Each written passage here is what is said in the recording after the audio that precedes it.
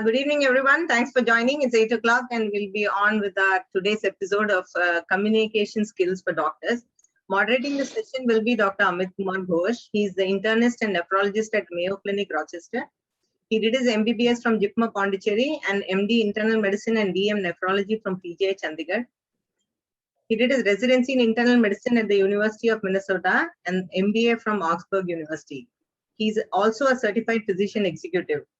Apart from his clinical activities, he is active in research and education and provides mentorship to residents and fellows.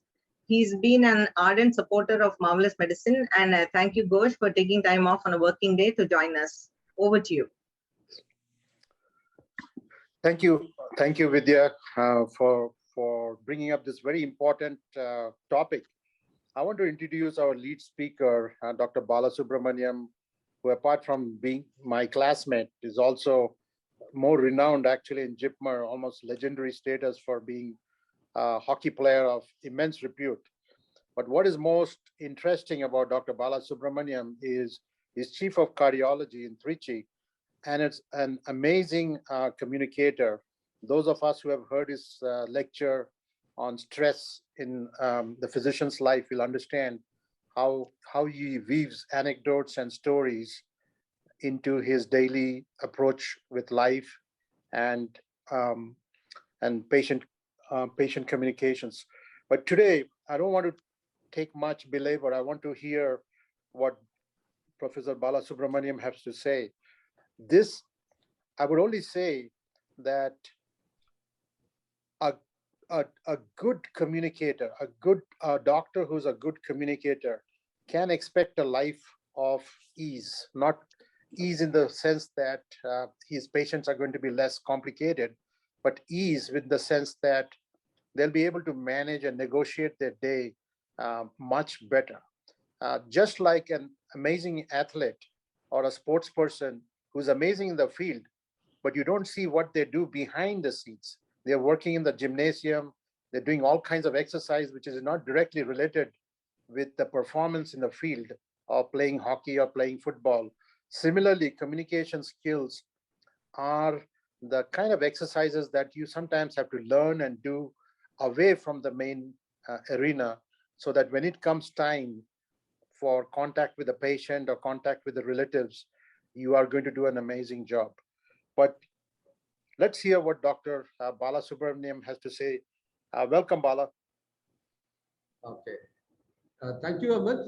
Can I go ahead? Am I audible? Well? Yeah. Yeah. Okay. Thank you, Amit, for the kind words of introduction. Eminent moderator, illustrious professor of Mayo Clinic School of Medicine, and my dear friends, a very, very good evening to all of you. I firmly believe that everyone in this forum is a good doctor, but can I inspire you? Can I motivate you to become the better doctor or the best doctor? So this evening, it will be my endeavor and my mission to make the best physician out of you. Good academic skills and clinical skills, the core skills of communication medicine, make you a competent physician, but not all competent physicians make the better doctor or the best doctor. If you recall your undergraduation days, we will be surprised to know that many of our batchmates who are average or above average in academic skills, over the years they progress well and reach exalted positions. And to a pleasant surprise, most of them make the best doctors. When I say this, I don't undermine the gold medalists or the best academic skill doctors. They don't make the best. They do. But the point is, many times the above average performers actually outshine the gold medalists. That's what I'm trying to say. So what does it mean? What does it imply? It implies that in addition to your academic skills, you need additional skill set that makes you the best doctor or the ideal physician. And what is that additional skill set? It is the soft skills, and communication skill is one of the soft skills. Now, let me share the testimonies from two cardiologists from Tamil Nadu to support my statement. Dr. S, one of the senior most cardiologists who belongs to the first generation of cardiologists from Tamil Nadu. I belong to the second generation. He was an eminent physician and a wonderful human being. Sadly, in his post-retirement days, he was diagnosed to have advanced GI malignancy. Nothing much could have been offered to him. He also knew about it, but he took it the right stride. But he used to share his feelings with his daughter, a doctor and surgical oncologist now. He used to tell her, my doctors are good, very competent, but none of them ever touched me or talked to me. You see, in the practice of medicine, cure is not always possible, but care often, comfort always and every time. The famous words of Hippocrates. What Dr. S felt missing in his terminal days was the talking and touching of his teaching physician. So, does talking and touching of the treating doctor matters to patient? Yes, they do. The second testimony is from another cardiologist who's alive, and that is me, Dr. Bala. 7 years ago, I underwent coronary bypass surgery. I sincerely wish that none of the doctors should undergo heart surgery. For that matter, any of the surgery, because doctors make very, very poor patients, including me.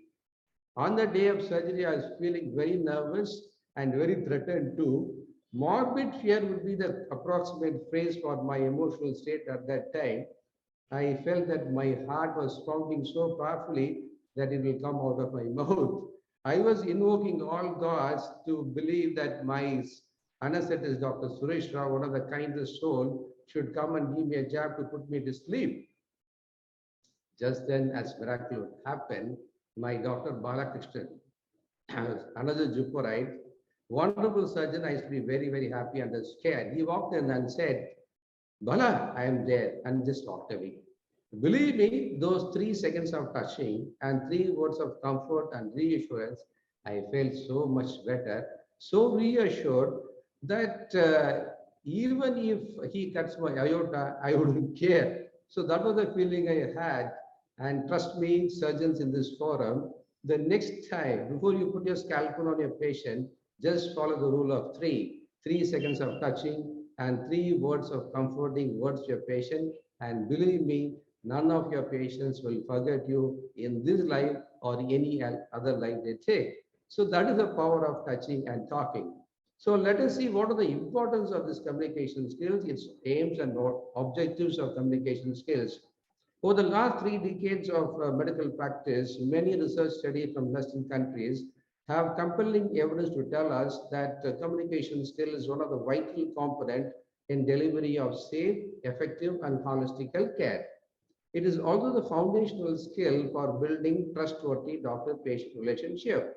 Now, doctor-patient relationship is the most sacred relations in the practice of human relation based on trust and mutual consent. And your patient judge you not by your academic brilliance, but by the way in which you talk to them, interact with them, your bedside manners, and your attitude. Remember, your patients are your unpaid brand ambassadors. They can take your name to great heights. At the same time, they can name you and shame you. Also, they're all emotional individuals. On one extreme, they worship you as your God. But other extreme, they can rain blows on your face. That's what happening in our country. Violence and litigation is so common in our country against doctors. In 2017, the IMA branch of Delhi said that 75% of the doctors in India face some form of abuse in the day-to-day practice. And again, a study by Indian Institute of Management, Ahmedabad, in a study of pattern of violence against doctors in India, observed that the main reason for violence and litigation in India is failure of communication or absence of communication. That is the importance. The second part of this doctor-patient relationship is the therapeutic effect. It has a healing effect. Remember, the process of healing starts from the moment you see the patient, talk to your patient and touch your patient, and it has a placebo effect also. So the placebo effect is not merely dummy tablets or empty words, but the comforting and reassuring words of the physician has a positive impact. How it stimulates the dopamine receptors in the reward area of the brain, has a positive impact.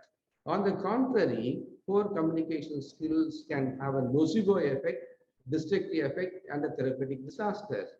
There was one elderly lady in a village in Tamil Nadu who went to primary health center for treatment of scabies. In those days, we used to give benzoyl benzoate for local application. So in a primary health center, very busy day, the poor medical officer gave benzoyl benzoate and gave the prescription to the lady and said, ask her to go to the pharmacist. The pharmacist again gave 250 ml of benzoyl benzoate in one bottle and gave the slip back and said no word to her how to take the medication. That particular medication was really white in color. Generally, benzoyl benzoate is clear, colorless liquid. That was slightly white in color, little creamy also. So the poor lady went home, thought that it is for oral preparation, and took the medicine in one go. 1 hour later, she came to the hospital with severe pain, abdominal pain and vomiting. The classical case of therapeutic error due to non-communication. So the second component of this relation is fiduciary nature. Doctor-patient relation is fiduciary nature, meaning there's a legal component. The moment this relation is established, the patient has rights and privileges to know everything about his illness, and the treating doctor has duties and obligation to tell the patient everything about the illness. Previously, we used to follow the paternal model of patient care, meaning we doctors used to act as a foster parent to the patient and take the best decision depending upon our judgment to treat the patient. Now we no longer follow this model, we follow the participatory model in which the patient is encouraged to participate in the decision-making process. So now we have changed. Now let me describe a case study in which we will describe the duties, obligations, and the privileges of a patient. There was one patient, 40-year-old male with effort-induced chest pain, went to the cardiologist for examination. So the cardiologist, after a history clinical examination, ordered for ECG and rest echo. It was normal. So the next step would be to order for a treadmill, which showed reversible inducible ischemia. So the cardiologist felt the next logical conclusion would be to do a coronary angiogram, which is the gold standard. So he explained to the patient, look, you need a coronary angiogram because we are suspecting a probable coronary artery disease. So the patient was a little upset because it could be a probable heart disease and the invasive procedure. He wanted a second opinion. So the cardiologist again took another 10 minutes to explain to the patient, look, we have been doing the investigations as per the standard protocol, as is practiced in any part of the globe. So the gold standard for this test would be a coronary angio, and he explained in detail. Again, the patient was not impressed, he was not willing, he wanted a second opinion. So the cardiologist now was a little irritated. He said, go find another cardiologist, and broke the relation. Now, there are 4 things involved in this case study. Number 1, the rights and privileges of the patient. Second, the duties and obligation of the doctor. 3, boundaries of doctor-patient relationship. 4th is trust in the relation of doctor-patient. Now, this case study needs extensive discussion. We will do it in the question and answer session. So, okay, the second aim of communication is to get maximum information from history. Now, let us not underestimate the value of history taking. Listen to the patient, he tells you the diagnosis.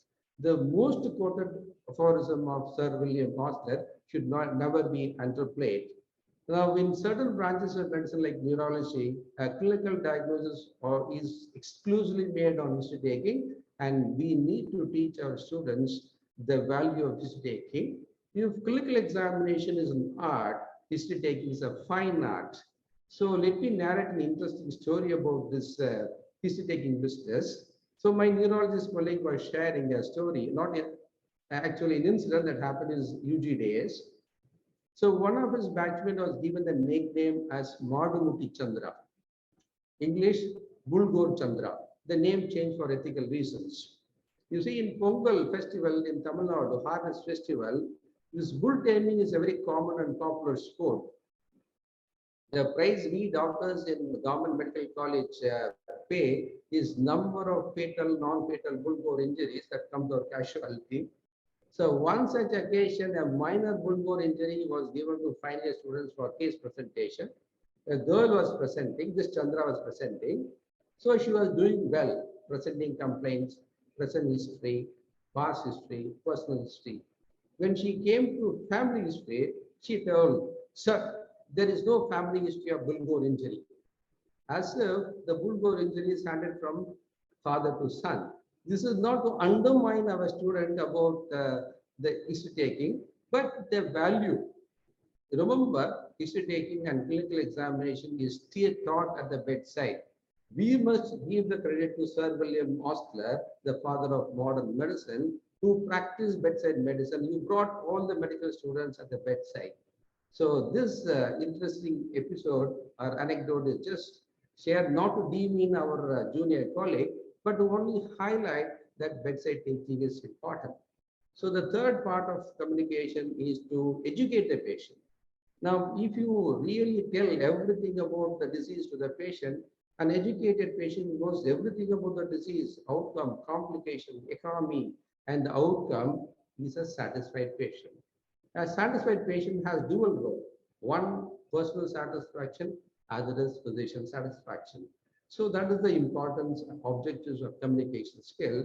If you see real importance, why it is all prelude to communication skill, let us see the average daily routine of a busy physician. He starts a day with inpatient rounds where he has to interact with his patients about the response to treatment, complications, side effects, the outcome, and planning for the treatment.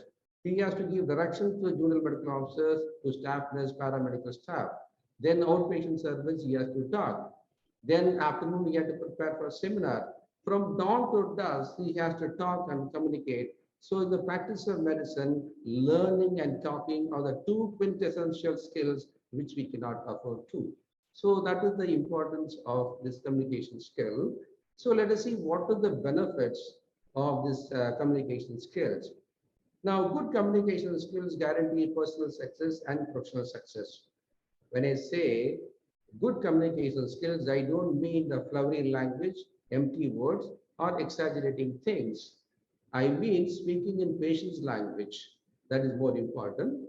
I used to wonder why in my school days, in my village, there used to be indigenous medical practitioner who used to have a very roaring practice compared to two other MBBS doctors who were employed in primary health center. But this man was doing extremely well. Why was he doing extremely well? What is his qualification? He never went to any of the medical schools. He never appeared for any of the nerve-wracking viva we all went. But he had two strengths. Number one is the tongue, communication skill. The second weapon he had is this vegetable. This vegetable, can you recognize this vegetable? This is actually Vallare in Tamil. It is in English, it is called as Indian penny word. It is actually the botanical term is Centilla asiatica. This is actually a medicinal herb which is found in Indian cuisines, and it is a culinary medicine. It's got a wide range of therapeutic benefits, and our indigenous practitioner had this weapon, and this wide therapeutic ranges start from treatment of anemia, rising immune function, breaking away the renal stones, and relieving constipation. Now, our indigenous practitioner would claim himself that he's a specialist in what? In constipation. So let us call him as constipationologist. So this constipationologist had only two weapons in this armamentarium, one communication, the other is this legium. So what he does is, on Tuesdays, in the village, we used to have a market, Sunday, where people will come, produce and sell the products. It was like a trade fair, you know. So the Sunday evening, this man used to come, spread all his products, this Vallare legium. You'll make a paste out of it and add sugar and honey to make a paste and give it as a laddu. So in the evening, he used to have a handheld mic and used to sell his product as well as skill.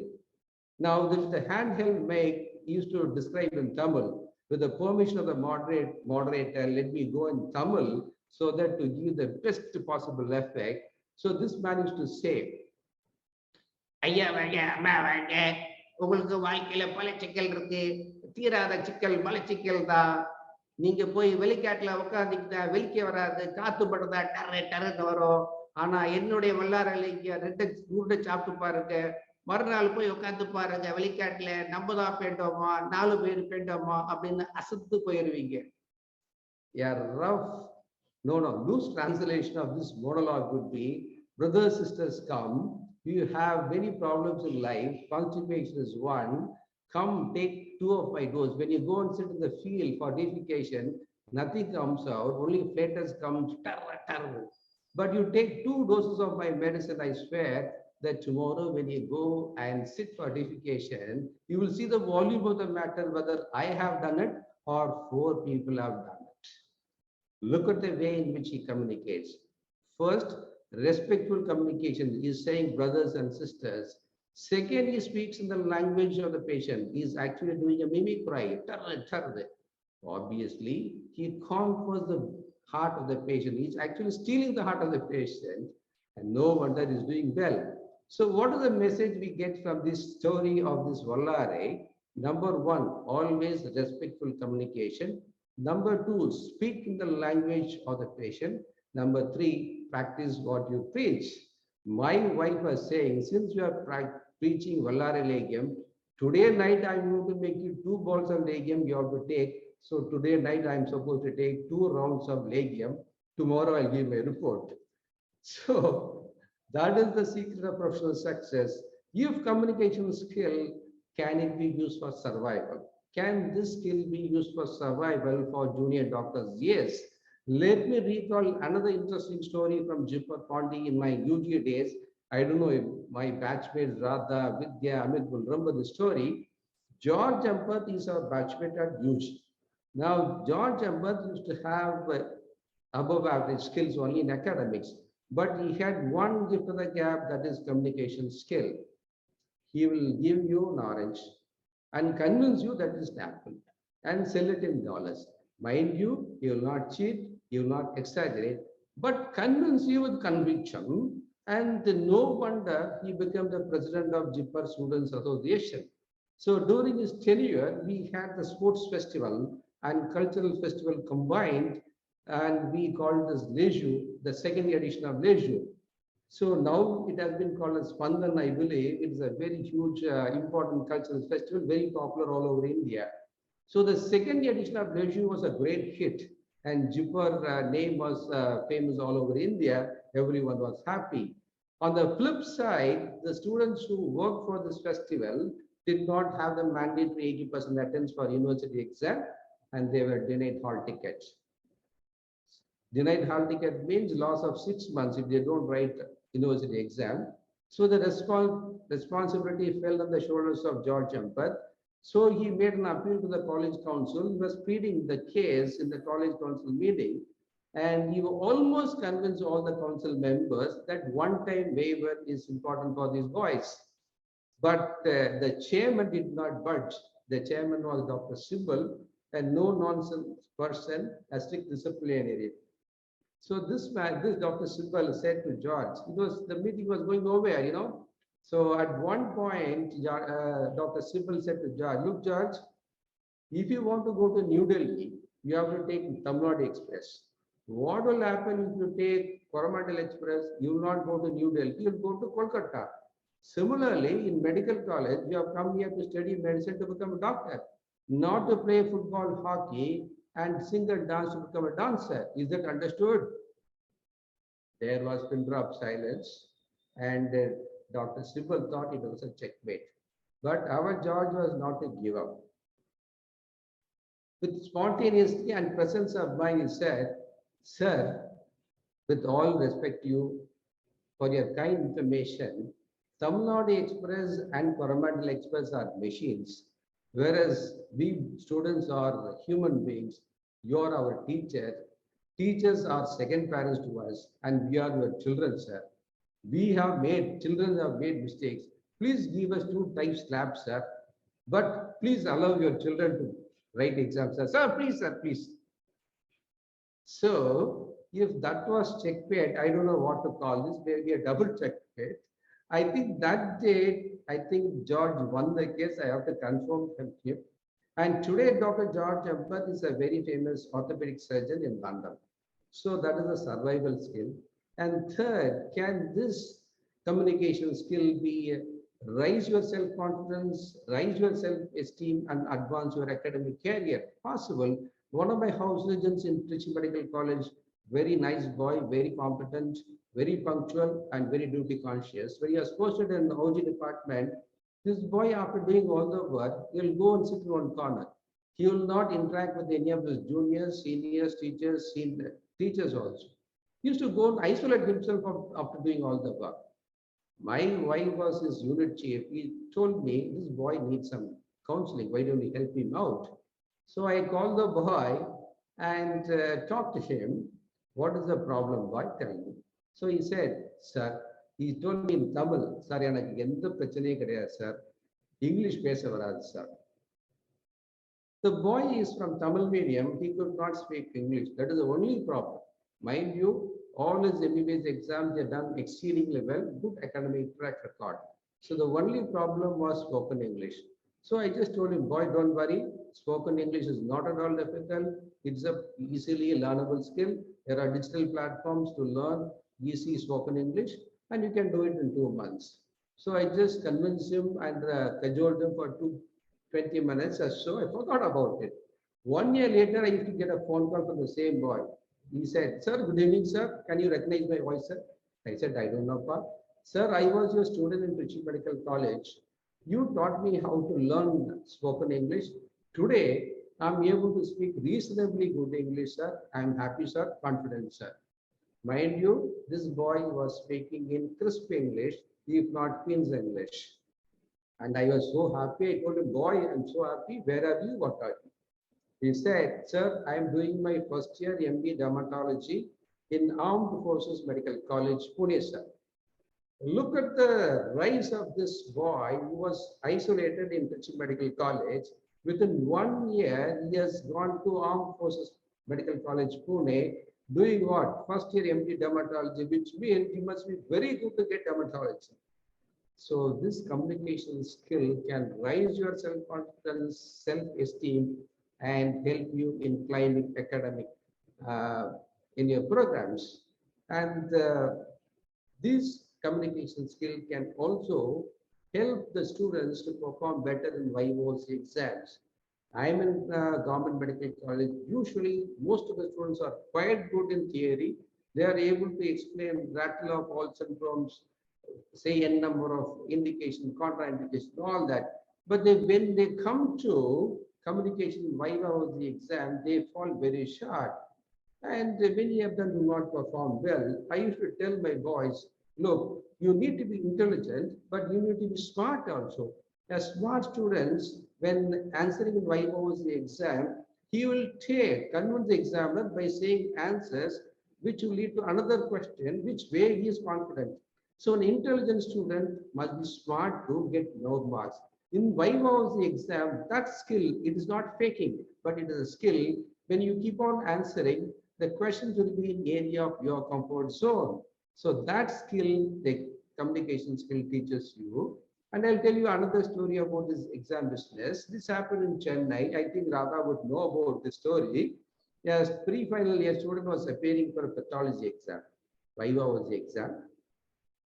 An intestine was given into susception.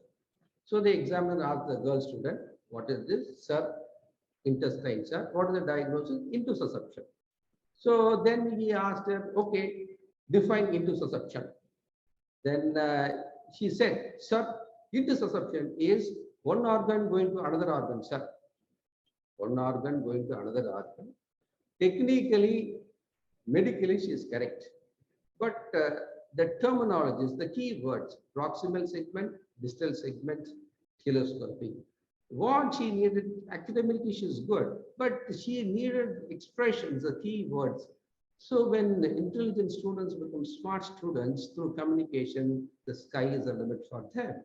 So these are the benefits of communication skill. In addition, a good communication skill helps in stress reduction. It helps in reducing your burnout syndrome, therapeutic errors, malpractice. All of them can be reduced with good communication skills. And then another big plus point in communication is conflict resolutions. Every day conflicts occurs between doctors, patient relatives, all that. And you need to ought to have this communication skill for the resolution of conflicts. Let me give another case study of this conflict resolution business. A male, 40-year-old male patient went to a surgeon for a swelling in the neck. The surgeon, after examination, history taking, made a provisional diagnosis of lymphoma. He didn't tell the diagnosis to the patient or his son. He said, there is swelling in the neck which needs a biopsy, and we have to confirm after histopathological examination. So he did a biopsy, and the specimen was sent to pathologist for examination. 2 days later, the pathologist gave the report through phone call to the surgeon as a typical case of Hodgkin's lymphoma. But the report was given to the patient's son. The patient's son brought the report and gave it to the surgeon. When the surgeon saw the report, it was mentioned as tuberculous lymphadenitis. Now he was in a fix, he was surprised. So he immediately made a phone call to the pathologist and said, what is the diagnosis? Is there any error in diagnosis or any change in the name? Have you made anything? So please confirm your side. So the pathologist again went, checked, cross-checked, and found there was no error from that side. Then the surgeon asked the patient's son, what is this? We have a problem here. Then the son explained, sir, I got the report, sir. It was mentioned as Hodgkin lymphoma, sir. I went to the Google, sir, typed down, read all about lymphoma, sir, Hodgkin's. So it is something like cancer, sir. And close diagnosis was tuberculous lymphadenitis. So I changed the diagnosis as tuberculous lymphadenitis, sir. Sir, my father has got a weak heart. Please don't tell him. Please tell him as tuberculosis and treat him as lymphoma, sir. But please don't tell lymphoma. Where do we go from here? How do we go from here? So here we are dealing with a difficult patient. We are dealing with a manipulative patient attendant. How do we solve this? Let us go to the question and answer session later on. So these are some of the benefits. The last one is how the benefit of communication skill is how do you disclose bad news to the patients. In our day-to-day life, we have many patients with the terminal cancer, multi-organ dysfunction syndrome with impending cardiac arrest. How do you tell your patients? Many times the senior consultants, they delegate the responsibility to the juniors, including me. I feel terribly bad to do that. Never ever do that. A professor, a leader, an ideal leader always produces more leaders, not followers. A good chief will produce more good chief, not putty chief. So as long as you are on the campus, if you are the consultant for that particular patient, you need to disclose the bad news with all compassion and empathy to the relatives. You should never delegate the responsibility to the juniors. So these are the benefits of communication skills. Let us see what are the barriers and challenges to this communication skill. Now the barriers could be three. It could be patient factor, doctor factor, or circumstances that cause barriers. Now, in the patient factors, patients are varying in terms of language, in terms of culture, in terms of educational status, different socioeconomic status, and insights. So we need to tailor our requirements to the patient and communicate according to the patient's needs and requirements. The second point is patients' expectations and demands are so huge that they are not prepared to accept the limitation of medicine. Our patients want instant cure for all illness, which is not at all possible. That could be a huge barrier. Then about doctor factors is many of the doctors, the main reason for barriers to communication is poor work environment. At least in government hospitals, if you see extended working hours, huge patient load, poor work culture are the barriers. In our OPD, would you ever believe that we doctors get only 1 minute for examining a case? What do we tell our juniors? Go dispose case in OPD. Dispose case in OPD. It's a very, very bad comment. I feel so sad that I tell my junior doctors, go dispose cases. So what is their problem? See, they get only 1 minute to see the case. What else they can do? It is a failure of the system. In India, at least, for every wrong thing goes, the accountability, responsibility is faced on the doctors, not the system. So we need to work on the system. So that is one barrier for communication. The other reason for barrier is doctors underestimate the value of communication skills and overestimate the ability to communicate. They feel that communication skills are a waste of time. And there was a study in US among the orthopedic surgeons. When the orthopedic surgeons were surveyed, 80% of the orthopedic surgeons, they said they had adequate communication skills. But when they surveyed the patient treated by ortho surgeons, only 25% of them had the requisite communication skills. So we tend to overestimate, underestimate our values. The third reason is we tend to ignore the patient symptoms, never do that. The third barrier could be circumstances. In OP-IP environments, there could be reasons for anger, sadness, helplessness of the patient, which could be a barrier. We have to solve then and there to prevent flare-up. So this could be the barriers of communication. So let us see the components of communication skills. How do we learn and how do we teach our students communication skills? There are three components of communication skill. One is speaking, listening, and writing. In speaking, the words actually spoken, the message we convey is a verbal component. The tone, pitch, volume, how we speak, and the prosody is a paraverbal component. And the third is the body movement, body language. Your eye contact, facial expression, gestures is the non-verbal component. The secret of good communication is the rule of 70-30. 70% is conveyed through paraverbal, non-verbal component, whereas only 30% is through the verbal component. So that part you have to check. The second part of communication is listening. If speaking is silver, then listening is gold. Listen to the patient, he tells you the diagnosis. Famous words of Osler again, you can't underestimate. Remember, your patients are people with problems. They are physical distress, mental distress, and psychological distress. They come and pour their heart and soul. They tell the secrets. You need to actively listen, enduringly listen, because active listening and enduring listening go with compassion and empathy. So you need to listen actively. So the next time when you interact with your patients, follow the simple rules. Number one, be professional and be formal. Always make the patient seated in your chamber. Ensure adequate privacy and secrecy. Never discuss in corridors. When you speak, always be the first person to greet your patient. Always address the patient by his or her name. Make appropriate eye contact. Have positive facial expression, appropriate gestures. When you speak, speak in simple language, no medical jargons, no threatening language, be non-judgmental. And when you speak, the tone and pitch, let there be life in your speak, in your words. Your patients are not patients with appendicitis. We must humanize our patient. That is important.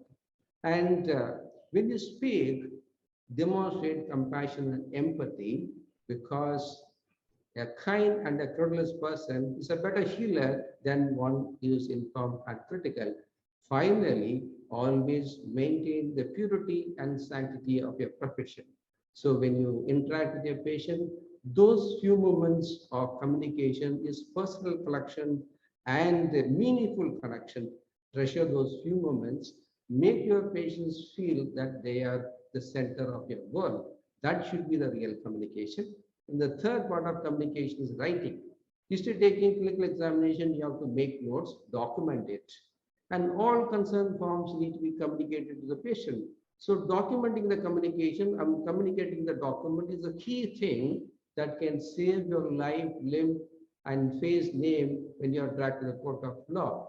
So one cannot underestimate the value of written documents, because in Indian laws, whatever you write, the doctor write, it's a legal document which can be produced in the court of law. So doctors must think twice before you ink in your case sheets. So having seen the components of communication, let us see how do we learn, how do we teach our students. Now, communication skill is a complex skill, but a learnable skill. It must be practiced and practiced to perfection. And this practice comes with only by different methodologies. You need to cultivate the skill. Now, the source of information about communication skill is internet is there. You have a lot of articles, national, international articles, and our moderator is a very authority on communication skill. He has shared 3 articles which was published in JAPI. One such article was published in June 2020, a wonderful, well-written article. 2 points I was very impressed. One, the clinical tools in which we learn communication skills, and the second, the steps how you disclose bad news. It was extensively dealt. It's a wonderful article. I would strongly recommend to read the article. Some of you may ask me, is there any standard textbook for communication? Yes. Last June 2020, there was a textbook, first of its kind in India, to my knowledge. It was released, edited by Dr. S. Parija. 25 or the chapter book. It's a good book. All of you can read that. So that is about learning. Then how do you teach? I'm happy to say that in 2017, the Medical Council of India, the apex body of education, has revised the UG curriculum, and they said the Indian medical graduate will be taught on 4 domains of learning, namely knowledge, skill, attitude, and ethics. And when they have been taught, trained, evaluated, at the end of the course, these graduates will be playing a multi-dimensional role of clinician, communicator, team leader, team player, and above all, a thorough professional. So the younger generation will be much better off than us. So that is how we learn. So before I wind up, my dear friends, let me share one secret. Please don't tell anyone. The secret is every teacher, every doctor is a teacher by default. Why? Because the word doctor is derived from the Latin word docere, mean to teach. And when you teach, you learn twice. And when you learn, you earn not only money, name, and fame. Believe me, that NEET post-graduation examination is a huge industry in India. It's a multi-crore industry. Good medical teachers on huge demands will be paid in lakhs. So it is one of the intangible benefits of good communication skills. And if you want to earn in dollars, then medical tourism, another area, which another article written by Dr. Ghosh. So the medical tourism in India is pegged at $6 billion by 2020, and it is going to rise fivefold. Now, when medical tourism, you have your good doctors. In India, has been said that high safety and low cost medical care center. So patients are flying from Afghanistan, Middle East, and Africa, and Indian doctors are quite good. So they're coming. So you need to develop communication skill to break this cultural barrier to become and earn money in dollars, and sky is the limit for you. So these are some of the tangible, intangible benefits of communication skill. So my dear friends, in conclusion, in delivery of healthcare, communication is everything. 2,500 years ago, Lord Buddha, in his first sermons at Sarnath, said, Bhagujun Hitaya, Bhagun Sukhaya, which means for the welfare and happiness of all out of compassion. We doctors need to learn this communication skill for the welfare and happiness of all our patients out of compassion, because the practice of medicine is not a business, but a calling in which you exercise your brain and your heart, again the words of Hostler, to which I will add, exercise your tongue to communicate. When you use your tongue, let your tongue be your slave, not master. So exercise your brain, heart, and tongue to communicate. When you do that, you become an extraordinary human being. And that extraordinary human being is the ideal doctor or the best doctor. If I have inspired you to become that extraordinary being, then I have done my homework properly. Thank you, Vidya. Thank you, Amit. Thank you, Radha. Thank you all for this wonderful opportunity. Thank you very much. Thank you. Thank you, Dr. Bala, for that amazing talk. You actually went to the length and breadth of communication. Talking about tongue, the very important thing about tongue, there's a nice quote from Proverbs 15:1, which says that the tongue has no bones, but is strong enough to break a heart. Now, communication is a tool. When it comes to attending medical conferences, I've given talks many places on communication, and I'm so impressed that a cardiologist is talking on communication. Usually people are going to hear you talk about how to do, what is the recent treatment for a clot buster or cholesterol management or whatever it is. And if there's a communication session going on in parallel in that conference, there'll be about 20 or 30 people sitting there, and they'll be leaving the place pretty fast. It is vital that if you are working in a great hospital if you have a lot of degrees, patient will come to you, will be attracted to you because of the hospital you work or your degrees, but they will only stay with you future if you're a great communicator. Communication is the tool which has kept us going, and you're so very important. You mentioned some of our colleagues who were great communicators like Dr. Ampat and others. And if you look at the leadership and how people develop from medical school or business leadership, people who have got grades of B's and C's are finally ending up as CEOs. And the reason they are getting B's and C's during their period is they're great communicators. They're leaders in their colleges. They're learning the skills. They're learning to interact with people, while the others are kind of locked up studying and thinking that the art of communication is not that important. But as future goes, how you communicate, how you show empathy is what really matters. So it's not your degrees, but your ability to communicate. And I can validate to it because I work fortunately in a clinic where I see all these head of states and people from everywhere. And you have to be so skillful at every end, because the interaction for communication, as you mentioned, Dr. Bala, is happening in many areas. And these scenarios are different. They can happen in the operating room. They can happen in the cath lab, high intense pressure. They can happen in your office, but they can happen with different stakeholders of the patient sitting, the son, the daughters. Here in US, the daughters are very, very important.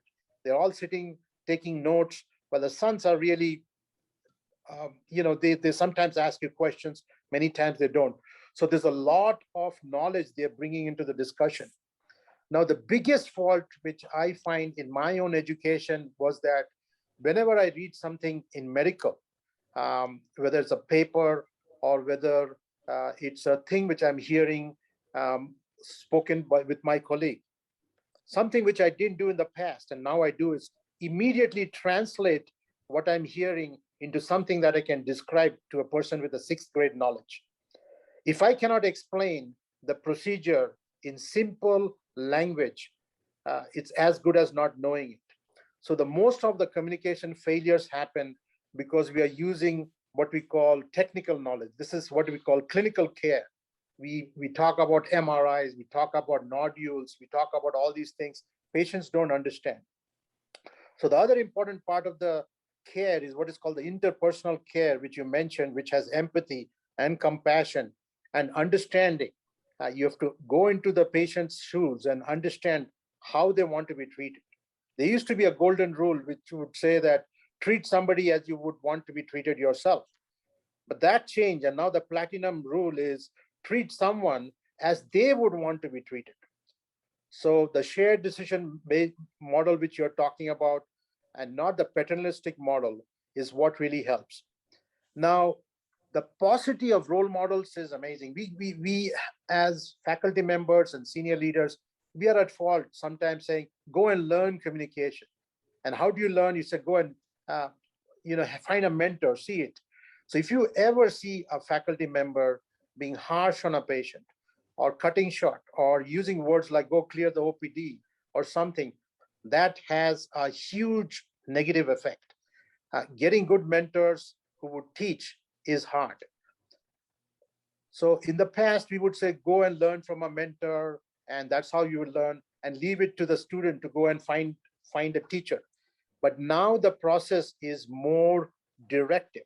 There are clear-cut courses, like in India, you mentioned the communication course, which is called the ITCOM, which is Attitude, Ethics, and Communication Curriculum in 2007 by the Graduate Medical Education. They have come up with a nice book. Very, very exactly. That's very important for communication skills. If there is anything, I've had 30 years of practice in some of the best institutions, being faced by some of the most challenging patients, like just like Dr. Bala. And communication is something which has helped me more than once getting out of a tough spot. What are these communication? Telling a diagnosis, describing a diagnosis, negotiating a plan, getting out of having the patient being an agent of change.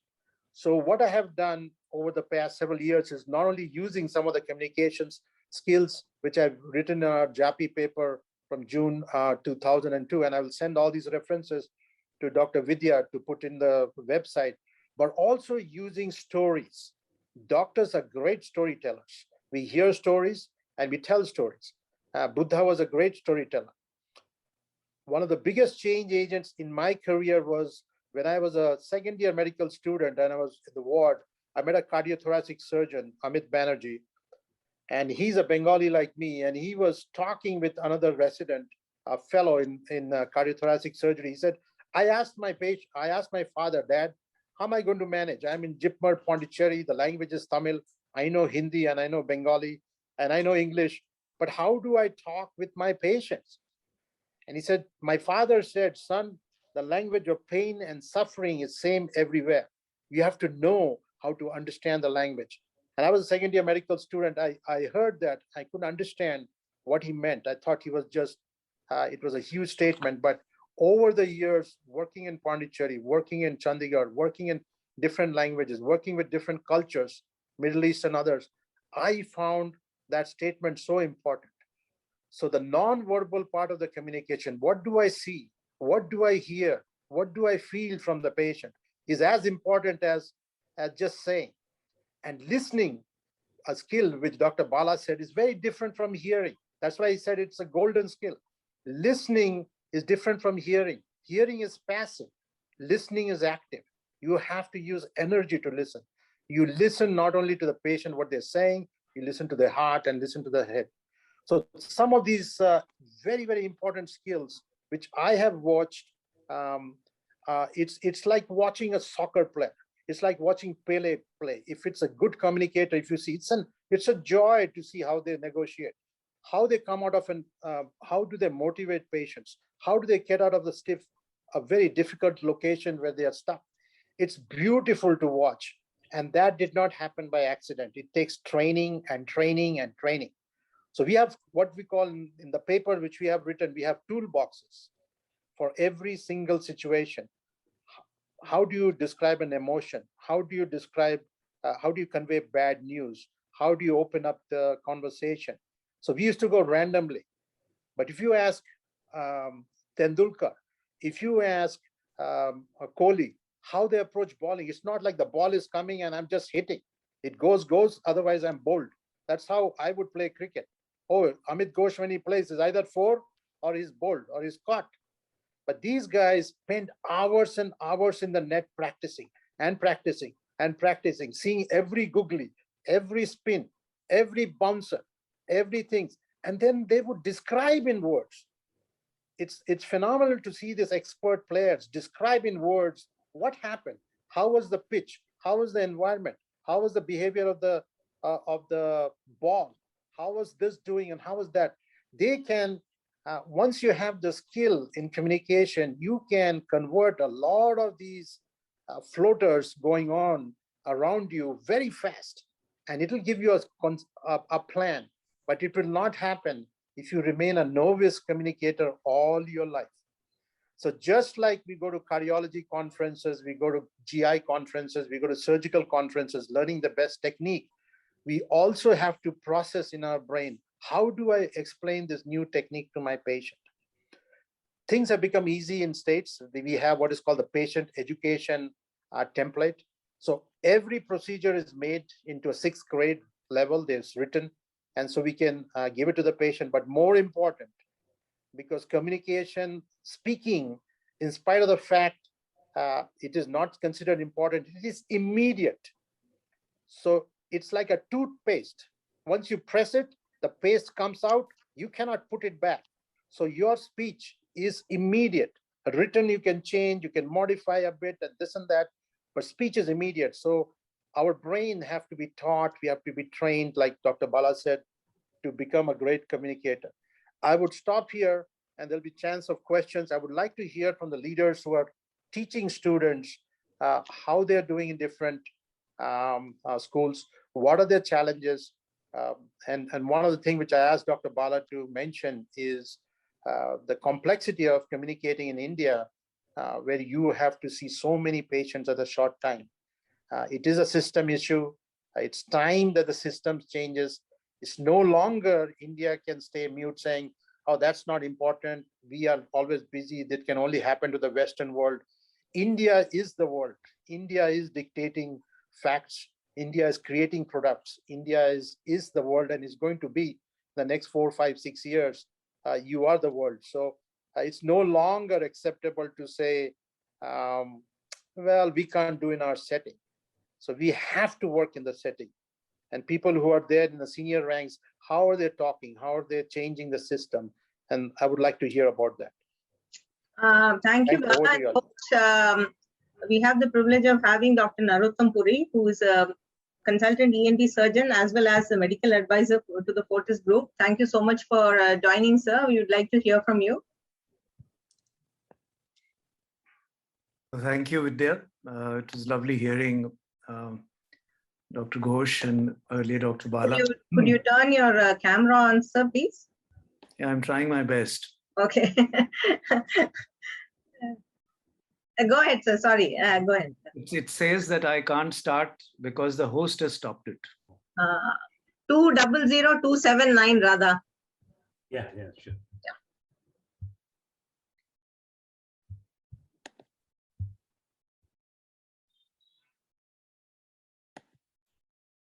Thank you, sir. Thank you for joining, despite your busy schedule. Thank you very much. First of all, I'm obliged that you've invited me to join this session. It's wonderful hearing some of the comments on communication, both in my profession, and I graduated in 1968, so I've seen 5 decades of healthcare now. And in my hobby, which became virtually a second profession, that's radio and television broadcasting and telecasting, communication is the linchpin around which everything moves. Some of the important points have already been mentioned, but I'd just like to reiterate a couple of them. Peter Drucker had once said that the most important part of communication is to hear what isn't being said.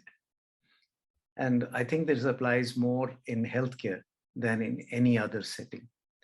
It was also referred a little while ago that the important thing is to listen. I think the difference between hearing and listening was emphasized by Professor Ghosh. That is a very important aspect. But what is also important is the human failing when we listen to try and answer rather than to understand. That's the major issue. That before the patient has actually started saying something, we have in our minds already made a diagnosis. As he was mentioning, the pressures probably in the casualty or in the OPD in India have been such that if you were not to make a clinical diagnosis based on a guy who's coming wheezing at 3 a.m. in the morning, that this is possibly a bronchial asthma or somebody holding on to the flank and his expression showing that he is in agony, deciding that this is a ureteric colic, then you've missed it. So you don't even really need to ask the history. So I think it's very important that these elements become ingrained in us, that when we are talking to patients, we are cognizant of the fact that the patient needs to be heard. I think there's a movie which is being shown these days. It's set in South India. It's Meenakshi Sundareshwar is the name of that Netflix movie. And I think that it talks about communication or a failure of communication resulting in a marriage breaking up. So imagine the situation when the trust between a patient and a doctor breaks up because you aren't communicating properly. And the fault really lies in many instances with us. One aspect which has been focused on, and rightly, has been the fact that we use a lot of medical jargon. And statistics show that if you were just to mention something to a patient, a nurse telling maybe the discharge orders to a patient, the retention power of the patient at that part is roughly 50% or maybe 40%. And 50% of what the patient has heard, he forgets in the next 10 minutes. Have you ever had physiotherapy? At least at my age, I very often am with a physiotherapist. And he tells me a set of exercises, and 3 days later, I've forgotten what was supposed to be the angle of the leg that I was supposed to raise. So the important point is that somehow in our system of communication, we don't have the method of what has been now enshrined virtually as a part of communication, that is teach back. There is in fact a system called teach back, just as there are tools like SBAR, which will teach you how to communicate well. The other important part, like I was mentioning about our need to make an instant diagnosis based on our experience, that if somebody is coming with agony on his face and a hand holding the flank, it is ureteric colic. That kind of a thing is because we tend to interrupt our patients very frequently.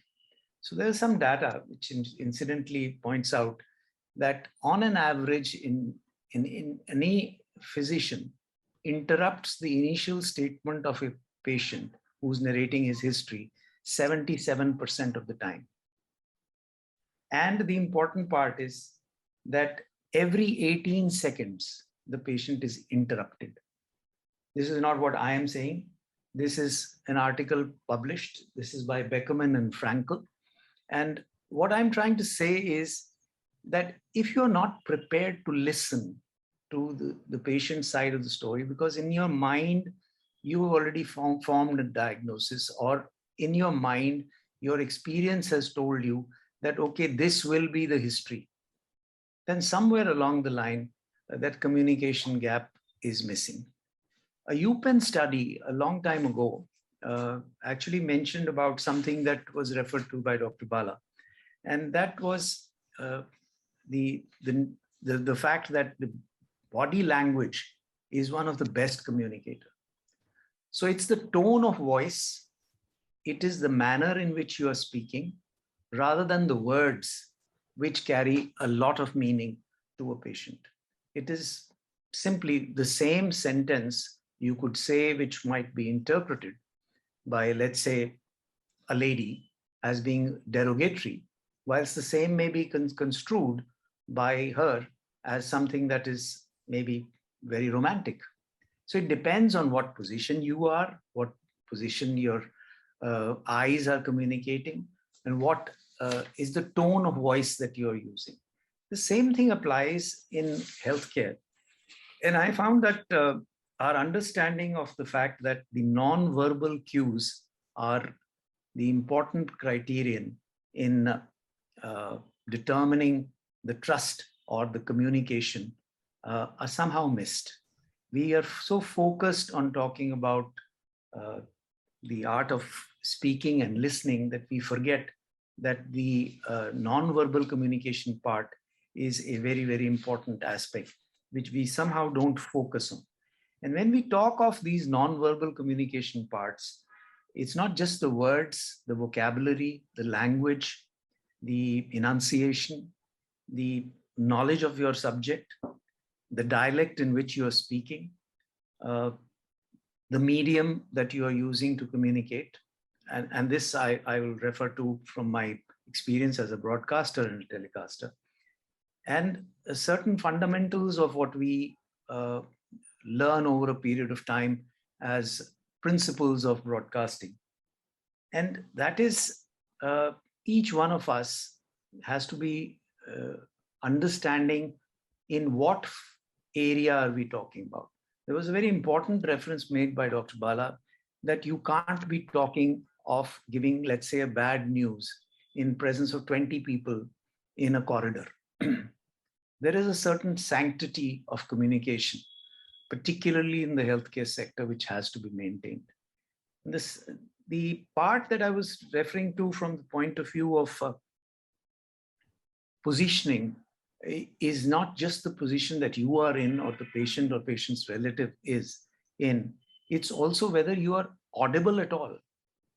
Have you heard people who are professionally trained in voice therapy or in singing, for example, do not make the common mistake that all of us tend to make as human beings, that we tend to eat the last part of the sentence. Now, if you hear this, the decibel range, eat the last part of the sentence. So by the time I've come to the part sentence, you are already struggling. What was the last word that he said? And now imagine that you are saying something very, very important as that last 2-3 words in communicating a bad news to a patient, or even good news for that matter. And it is either inaudible, or it is because you're not cognizant of this fact that human tendency makes you change the decibel level as you go on. But have you ever heard a song by Lata Mangeshkar and wondered, what was it? The last part? No, because she's trained. A Manna Day will never do that because they're trained in this art to know. So automatically this happens. Now I'm talking of an era when you didn't have all these computer graphics to do whatever you want to. And, you know, I could sing like nobody else. But my point is, what has been discussed is I think just the tip of the iceberg. What needs to be understood is that in India, it is very important, or more important than probably in the Western countries, where certain systems exist. But in our country, we don't have a structure or a process which will result in a good outcome, the Donabedian principle.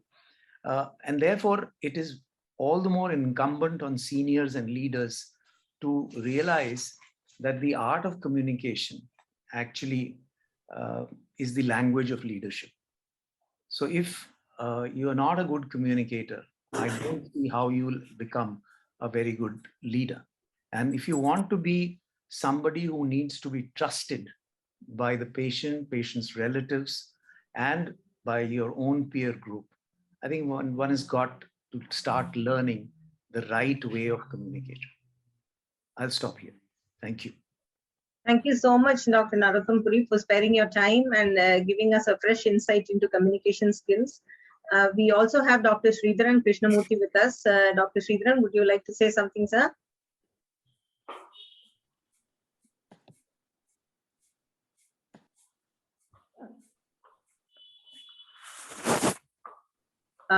Dr. Sridharan Krishnamurthy, could you please unmute yourself, sir? Meanwhile, please feel free to post your questions in the chat box or unmute yourself, and Dr. Bala and Dr. Ghosh and even Dr. Narottam Puri will be available for any answers to your questions. Ma'am, it was wonderful listening to Dr. Bala's exposition about the communication skills. And I had the good fortune of serving at the same government institution along with Bala for a couple of years. And Bala has very nicely put across the things that we need to know and how we talk to the patients about good things and bad things. And the communication skill is one of the qualities of a good leader. So we still learn about communication skill, and there is no end of each and every patient we tend to learn.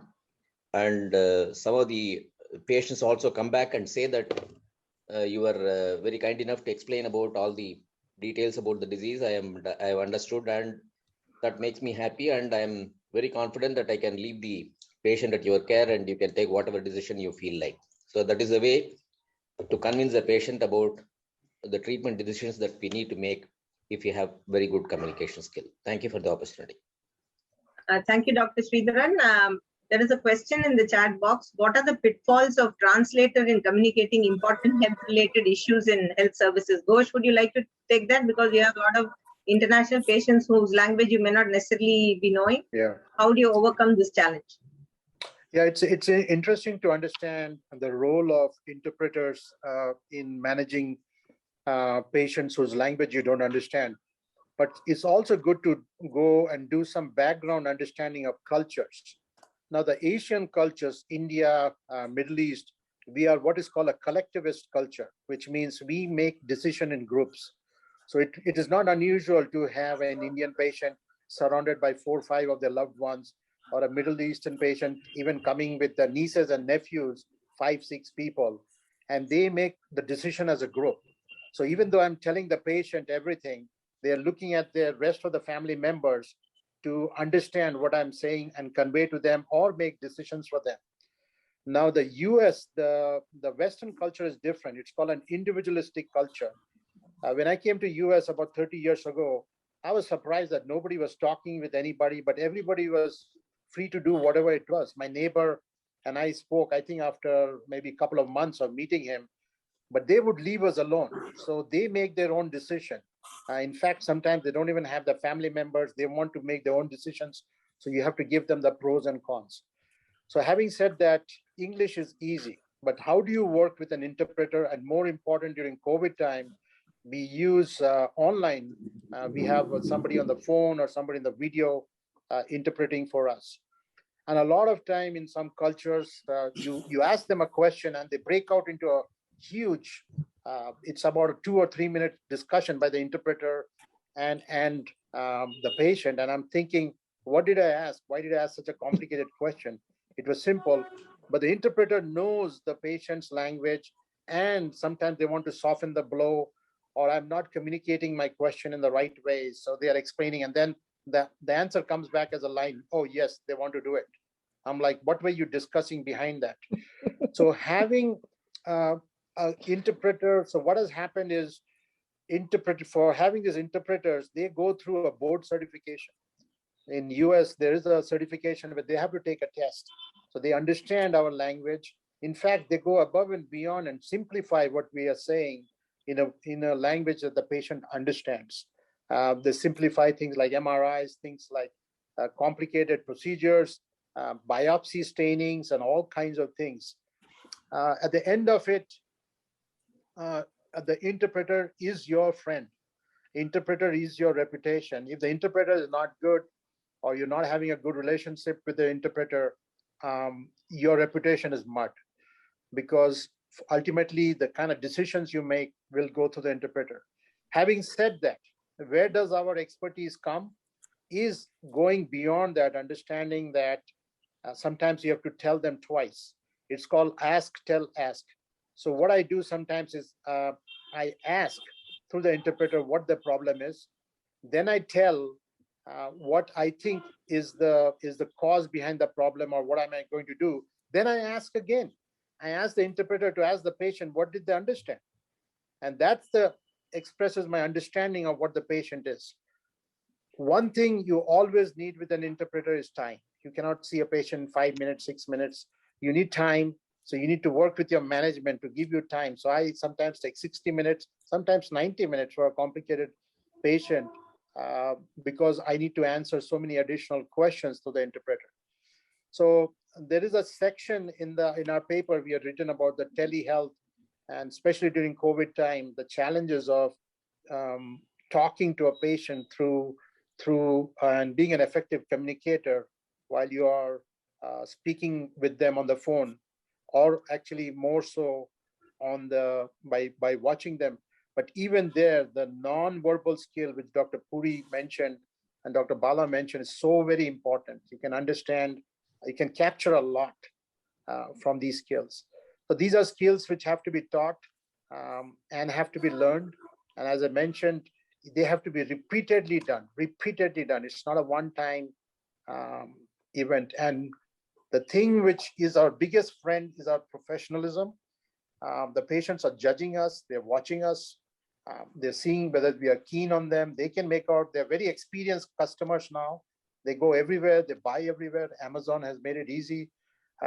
So they have a very good sense of whether this doctor is really listening to them or not. And if they sense a tone or a non-verbal in the doctor, which they think is not up to the mark, they don't go there. So it's really sad for me to see that some very highly qualified people, we have so much power distance between us and the patient. sometimes think that just their skill and expertise is enough. And sadly, so it's not. It's not. Communication is what would make you from good to great and from great to outstanding. You don't have that, I'm sorry. Mediocrity is going to be on our face all throughout our lives if you're not a good communicator. But I can also ask, this is patient, but Ravi Shankar leads teams he's a physician, researcher, leads teams. And Ravi, could you just mention how do you run the teams? How do you solve problems in communication? The same skills are so very important in business. Yeah, absolutely. So thanks, Ghosh. Vidya, is there anybody else who's asked a question that you want answers to, or can I make a comment and answer? Just give me one moment. Sure. Let's get a couple of people in. Dr. Muthu Veeramani, we'd like to hear from you. Dr. Muthu Veeramani.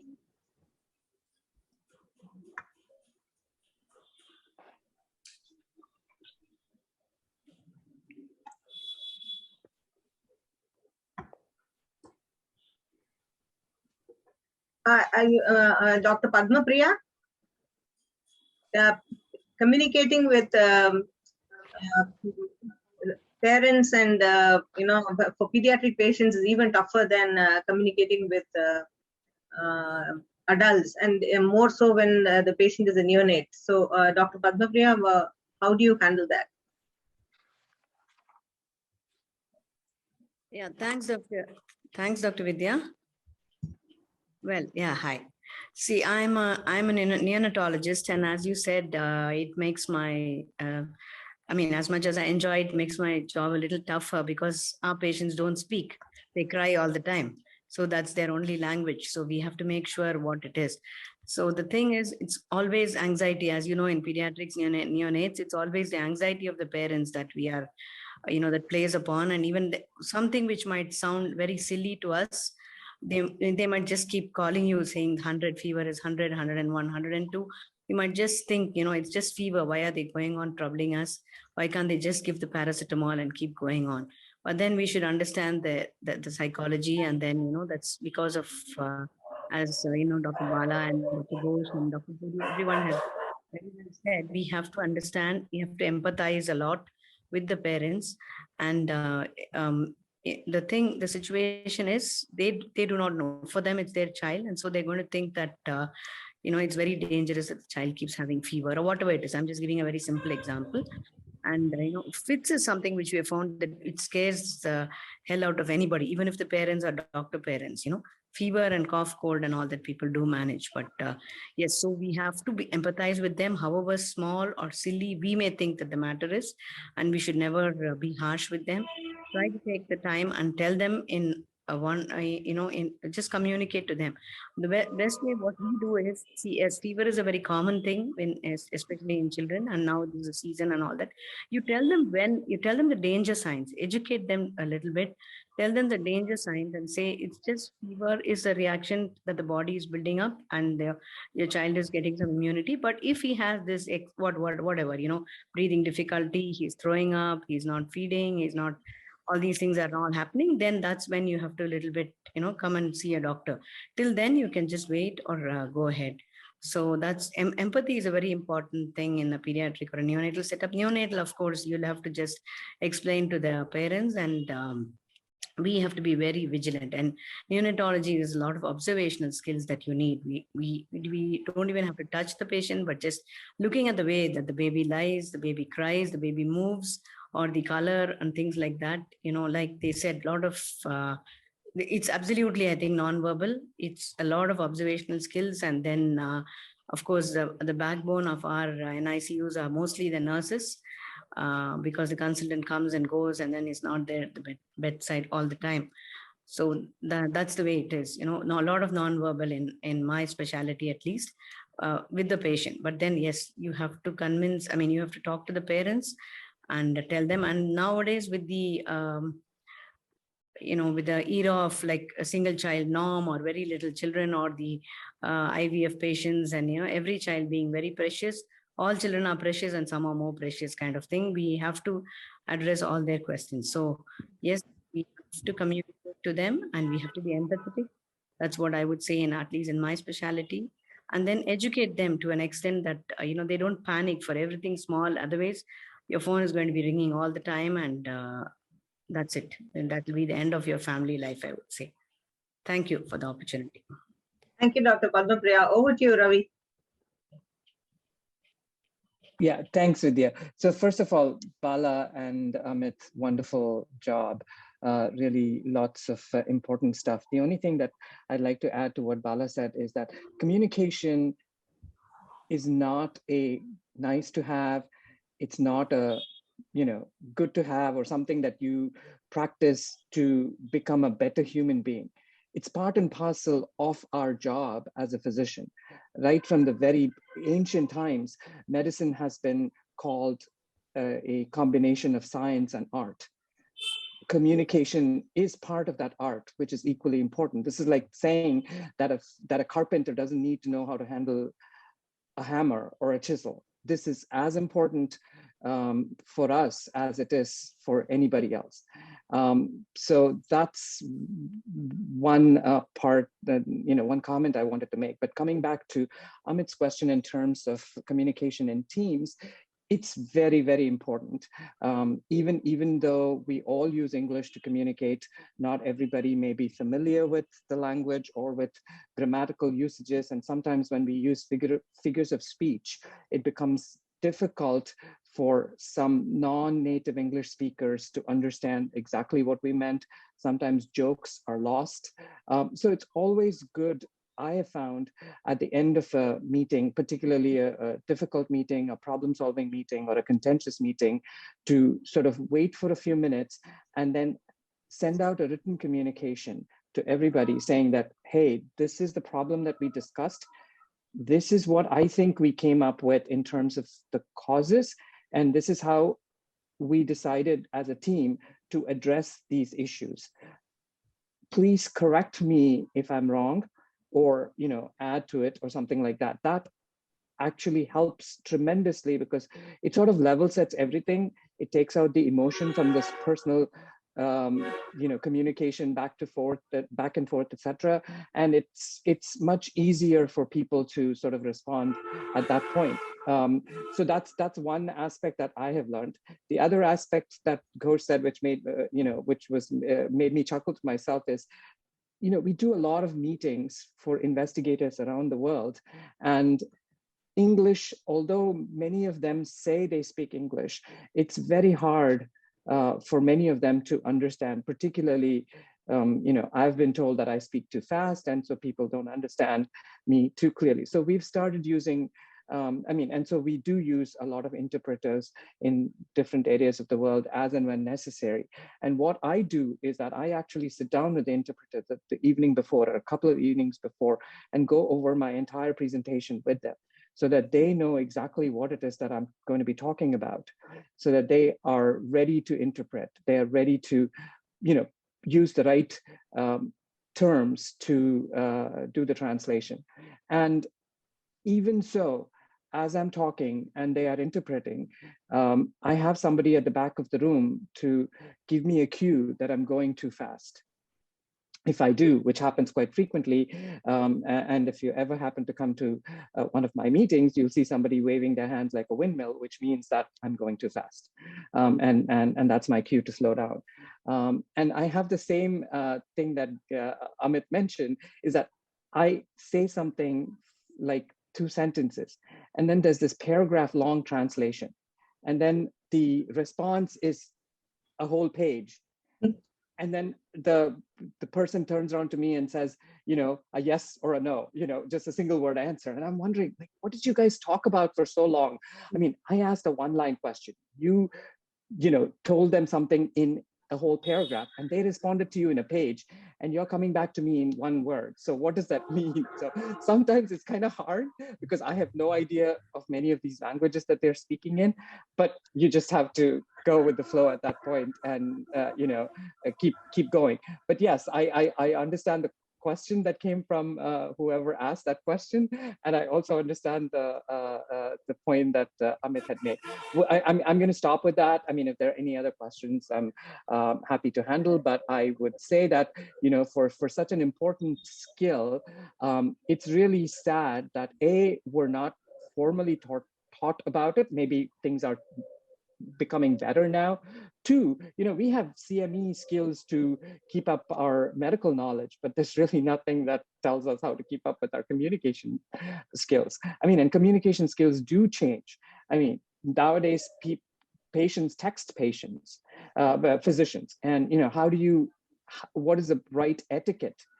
Social media communication. These are all evolving things that we all need to understand how to use them effectively, not abuse them, and at the same time not, you know, be very clear and concise so that we don't open ourselves up to any sort of you know, litigation or anything like that. So these are all extremely difficult skills, and you know, you can certainly teach old dogs new tricks. So I think we have to learn them, and we have to use them to our advantage.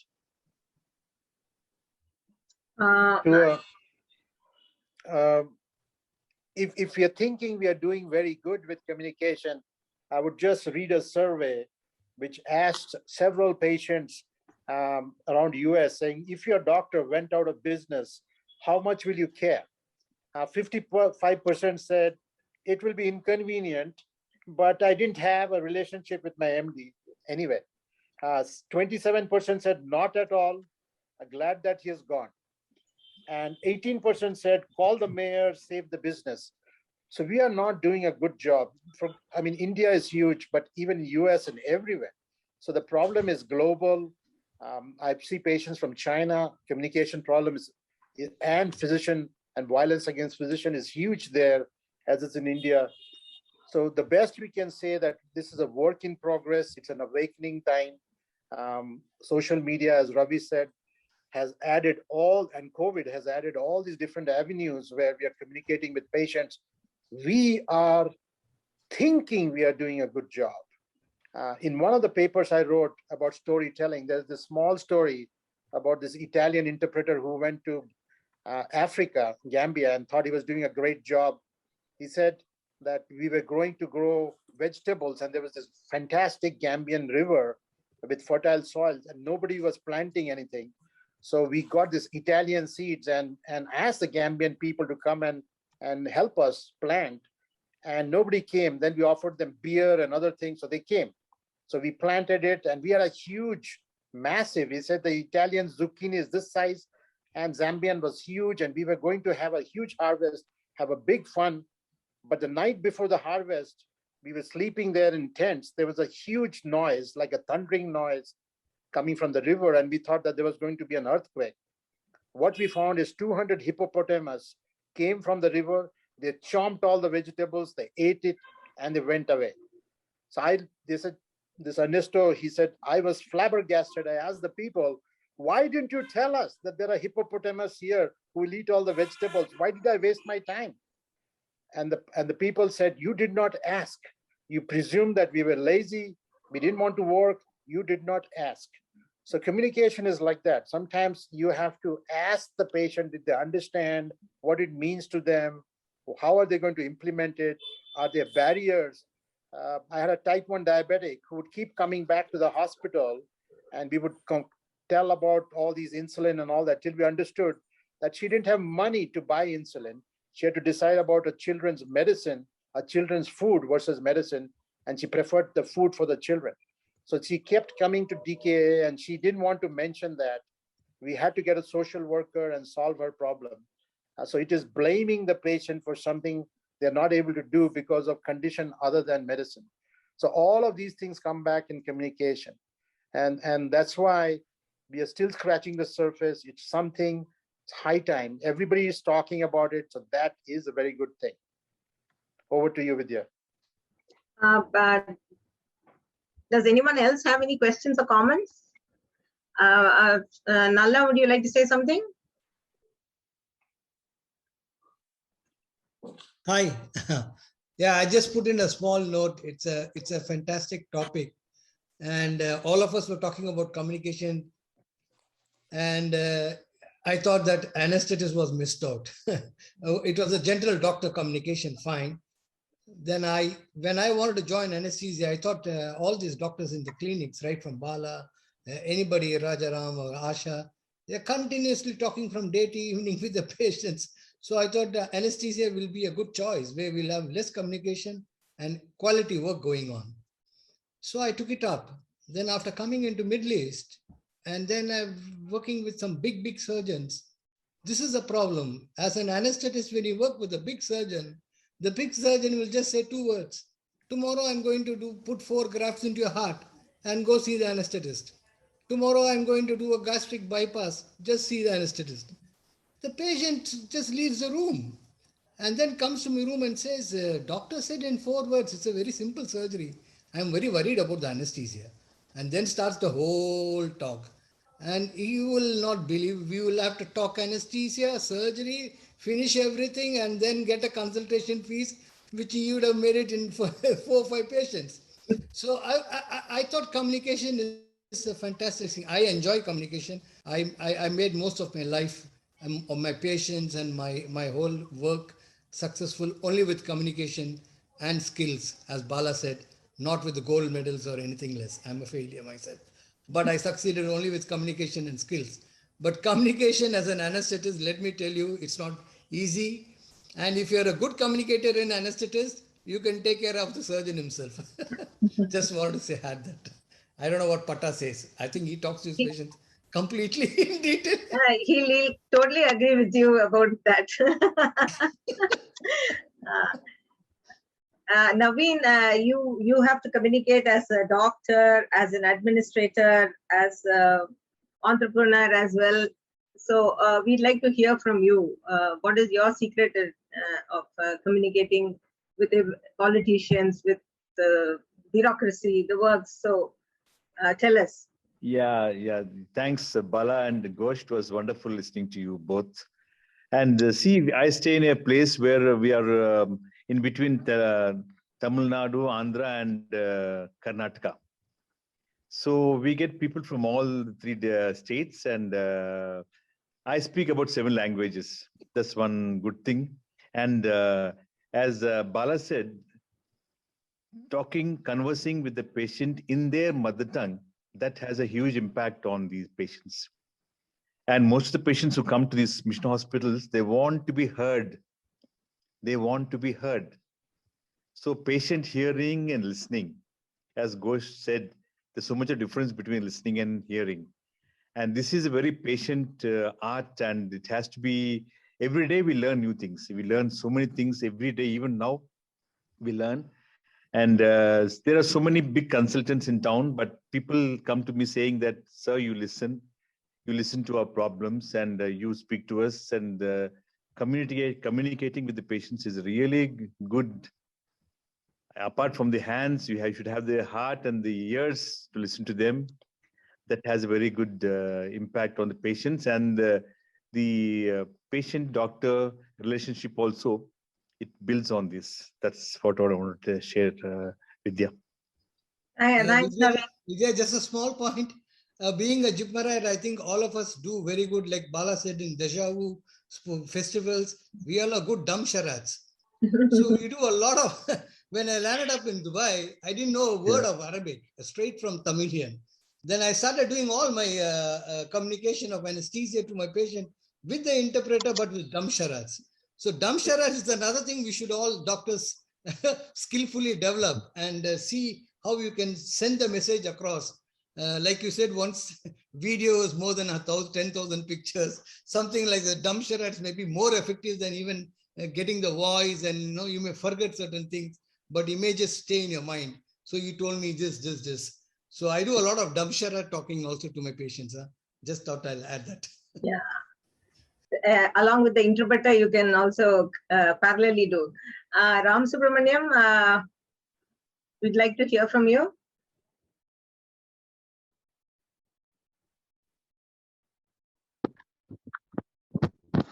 Actually, it was a very nice talk, both by Bala and Ghosh and Ravi. I wanted to add a few things. Like normally in my clinical practice, I always tell what the actual situation of the patient is. But I had very bad experiences. I had a youngster who's an auto driver by profession, who used to come to me recurrently with episodes of hepatic encephalopathy. And each time he brings attenders saying that he is my brother, he is my mother, etc.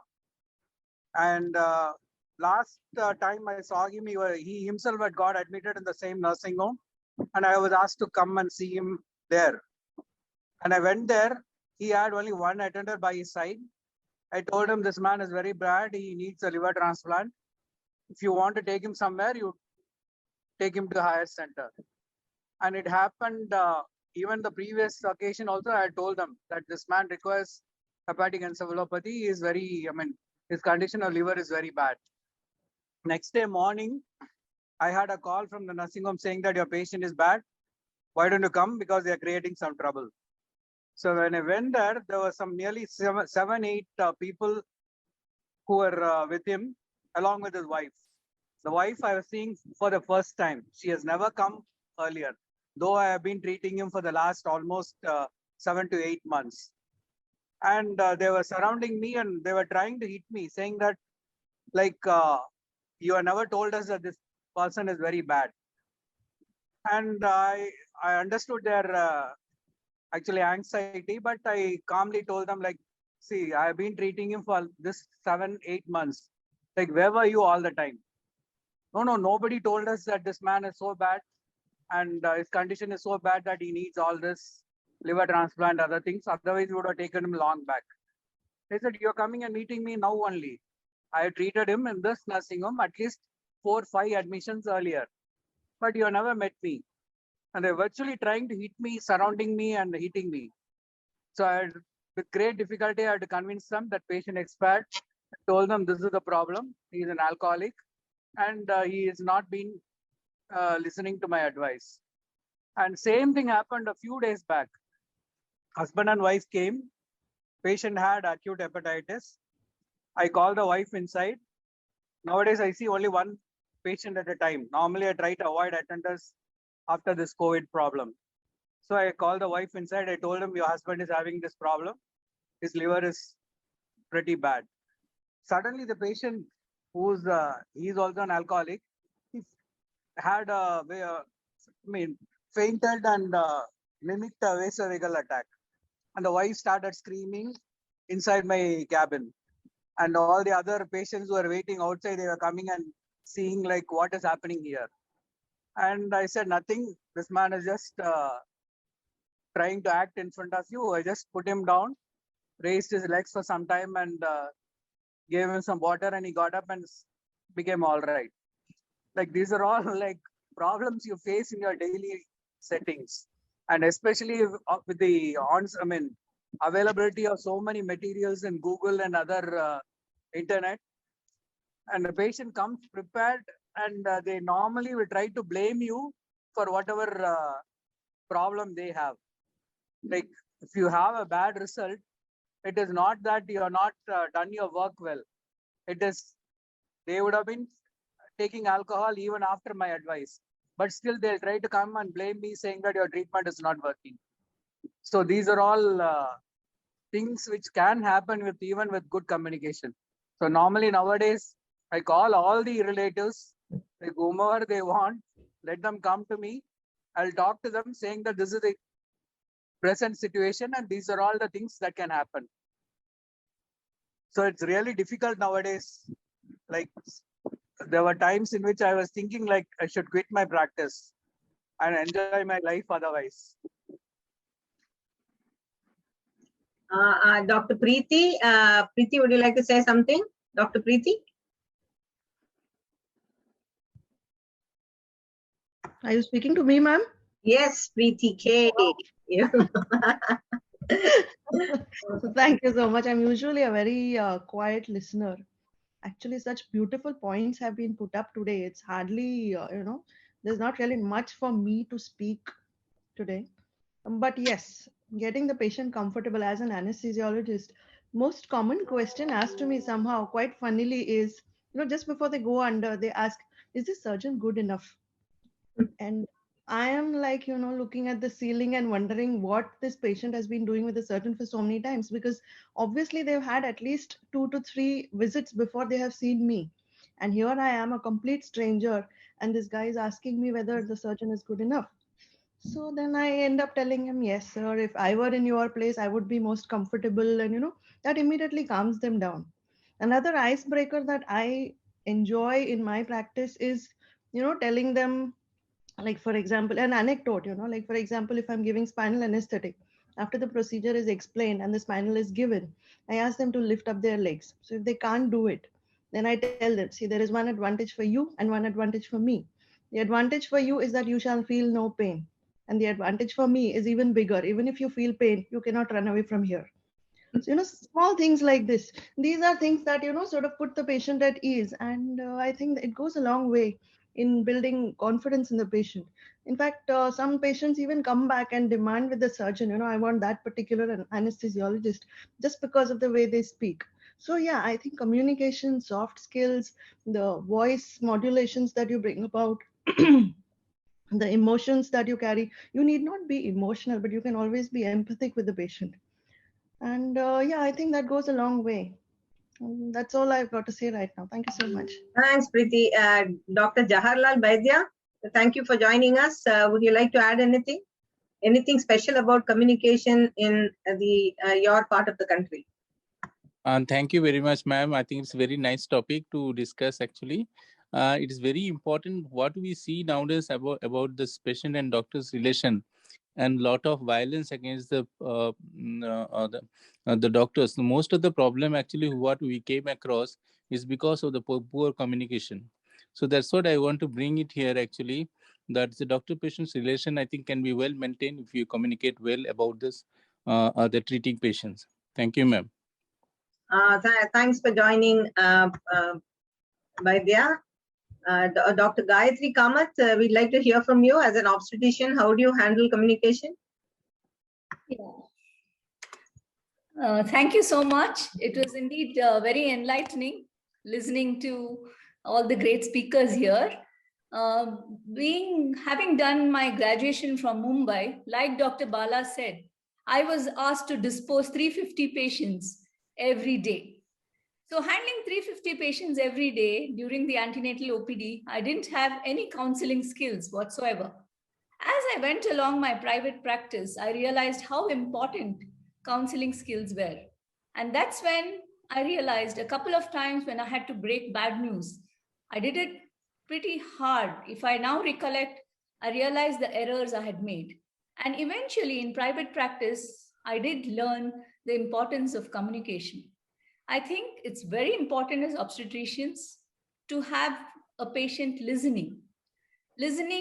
Active listening, like it was mentioned by my earlier speakers, is one of the key things to impress upon the patient that you are interested in her. When you have a busy OPD, invariably people think you don't have the time, but spending quality time with each patient, especially in the first visit, I feel is very, very important.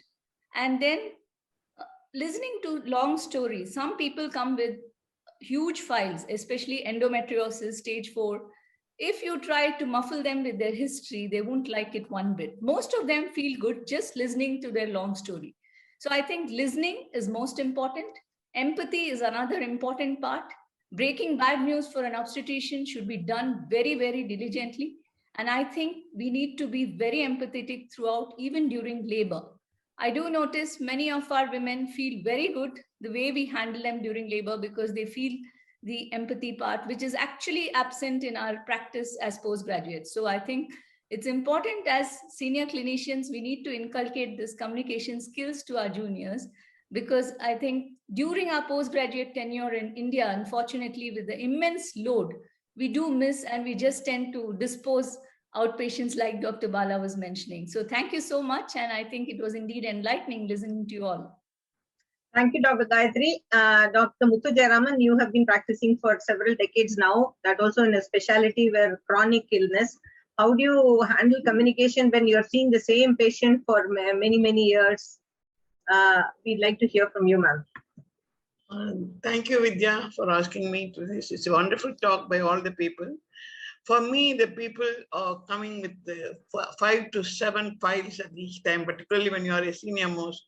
They come with that and going through the files. If you don't go through that, they get very upset. They probably chronic renal failure. The pattern is same, progresses to end-stage renal failure. But once a kidney disease is told to the patient, they feel very, very scared and go to many doctors and come with a different treatment. The problem with this, some of the senior when you're brief with the patient, it's very difficult. One of the senior most doctor who used to talk very less, he used to see the patient, and this patient went with the end-stage renal failure. And when he asked what are the treatment, he said dialysis, transplant, what else, sir? Then he said death. So he came off and came to me and then asked me. I said, he's the greatest nephrologist, and we all learned from him. Why are you coming to me? And he said, I didn't want to hear the term death from a doctor. And I asked for an alternative. I need something else. So I came to you to know what else to do. That kind of, then we have to do same. I mean, the treatment what he said was right, but we have to modify it in a way that is acceptable to the patient. That's what I learned over the years. And nowadays I spend about 1 hour or 45 minutes on a single patient, because my hospital nurses and are feeling very bad about it, because it takes a lot of time. But I enjoy doing that. Not enjoy, but I feel it's my duty to explain to the patient, because kidney disease is a various variety of disease, but patient think everything is about dialysis and transplant. So we need to tell when to go, when will they go for dialysis, whatever. And dialysis is scaring many patients, and they go from doctor to doctor, and then come. And when you explain to them that it is the only way to treat ESRD, it takes a lot of time, particularly for our patients who come to us. As for the communication, it's very difficult. Even Chennai, you get a lot of this South-Carpet patients who will never learn Tamil, who never learn English. They will speak only Hindi. And then they tell me, why can't you learn Hindi? This is our national Bhasha. I said, you live in Chennai 30 years, you don't learn Tamil. So to them to communicate is very, very difficult. Even Tamil, we have to translate to them in their own way. So it is communication, as Dr. Bala and others said, is a very, very important thing to get confidence from the patient. Otherwise, they go to, you can see, particularly, I don't know about other specialty, the kidney patients come with 5 to 7 files to see us. With all kind of the treatment is going to be similar. Another thing is the present day problem is the ICU, where most of the patient cardiorenal syndrome is so common because diabetes is so common. As soon as the creatinine goes up to 1.8, the cardiologist said, your kidney is failing. You talk to the nephrologist. So the cause of kidney failure is poor EF and poor cardiac outflow, hypotension, all the things. But we need to explain to them. And they say, no, cardiologist said it's a kidney problem. You have to tackle first and then come back to me. So it's very difficult to convince these patients the basic reason for the renal failure. And our own colleagues will put the blame. Anything goes creatinine above 1.52, the cause is put on the nephrologist to tackle that. It takes a long time.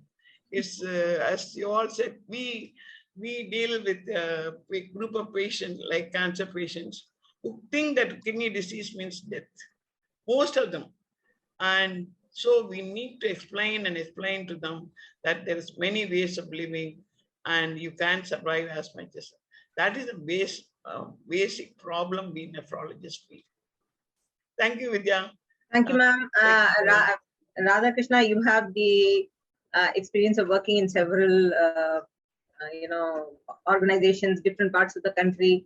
need not necessarily have known the language everywhere. Then you have international patients, and you've seen the works. So we'd like to hear from you before we wind up, unless somebody has anything to say. Vidya, with due respect to Nalla, Preeti, and yourself, if I ask any of my patients what the name of their anesthetist, they do not know, frankly. For whatever communication anesthetists have with the patient, because quite often the one who sees and assesses the patient is different from the one who really gives anesthesia. Unfortunately, the anesthetist is always masked inside the OTs. They don't know how the anesthetists look like. I don't know whether they remember how their voice sounds like. Having said that, after listening to these wonderful lectures by Bala, Ghosh and others, for every sentence they said, I started becoming small because I never practiced any of those. And actually, I almost disappeared from my seat when the last lecture is over. I'll tell you why. As a surgeon, I don't know, maybe I should reorient my own self. I'll go to see a patient. I'm in the OT Greens, and the patient has got some inguinal hernia, and the phone call from the OT saying, patient is tab block given, anesthesia draped ready. Then I look at the file and say, you got right inguinal hernia, require inguinal hernia rapid. Please talk to my secretary and I'll go. That's all I talk. No wonder they come to the anesthetist and ask also questions as to what is hernia or how is it done and so on. We have very little time in between. I don't know how surgeons really deal with patients, and actually they're the ones who will come, they subject themselves to you put needles, use knives, use diathermy and all sorts of things in their body, just like that. And you don't talk to them. It's very, very sad. Not just that, even in the patients have any morbidity, we don't really sit and try to explain them. We say you have a complication and this and that, and the jargon is very, very, not very straight. So actually this, I think, should open my eyes a little bit more and should be more like a physician and spend a good 20 minutes. I don't know if it's possible to spend 20 minutes and tell the anesthetist not to induce the next patient. I think there are a lot of works there. I'm sure many surgeons will be facing the same thing as me. But again, Vidya, back to Nalla and yourself, but I think they should know your names, or they should know how you look like. There are surgeons. Sir. Before Vidya, I have in 15 years of experience, most of my patients, many, honestly, I'm not just boasting, they can pick up the anesthetist name, age, and they tell me, I saw you 10 years back. Hey, switch on your video, man. And you are the guy whom I want. Honestly. So there are patients who choose the hospital and surgeon because where some of us work. So Vidya, I have this peculiar story. Patients recognize you outside, and then you are kind of blinking. Exactly. So Vidya, can I just add? I think RK is being very, very modest. Yeah. I can tell you, my sister was a patient of his, and but before she could proceed with the surgery, she relocated back to the United States. So one day, I'm in the middle of a meeting when I get an urgent call from her. So and it's followed by a text because I first ignored it, and it's a text saying that you better pick up this call. I need to talk to you right away. So I call her and she says, I'm sitting in my doctor's office over here and he's not making any sense at all. Is it possible for me to call Dr. RK right now? I said, no, you talk to me. If I'm not able to help you, I will talk to him and get back to you, but you're not calling him directly. So, I think he's just being very modest. He does go that extra mile. So, and that's probably why his patients remember him too. Yeah. Another problem we see is most of the patients come and their children are away in the United States, and they tell me, doctor, you say this, but my doctor in US says not to do dialysis or do dialysis, don't do biopsy, this, that, now. So it's very difficult for somebody who is very common nowadays because most of the elders are here, the children are away, and they consult or see the Google or something, they talk as though they would talk to us. So we get fed up, and one day I told them, please take your father to your doctor and treat. and never ever he called me again after that. So this is the biggest problem we hear very often nowadays. Dr. Radha may be an exception, but I can tell you most of the busy surgeons are the other types. The busy guys cannot spend more than 2 minutes, 3 minutes. I think Bala should agree with me. He's been with the biggest guy with the cardiac surgeon. I don't think he can spend half an hour to 1 hour explaining about a 4 bypass, triple bypass graft. It's not possible. You can just tell him, listen, you need CABG. Just carry on. Your date is fixed. Go meet my anesthetist. Again, that's the way it ends.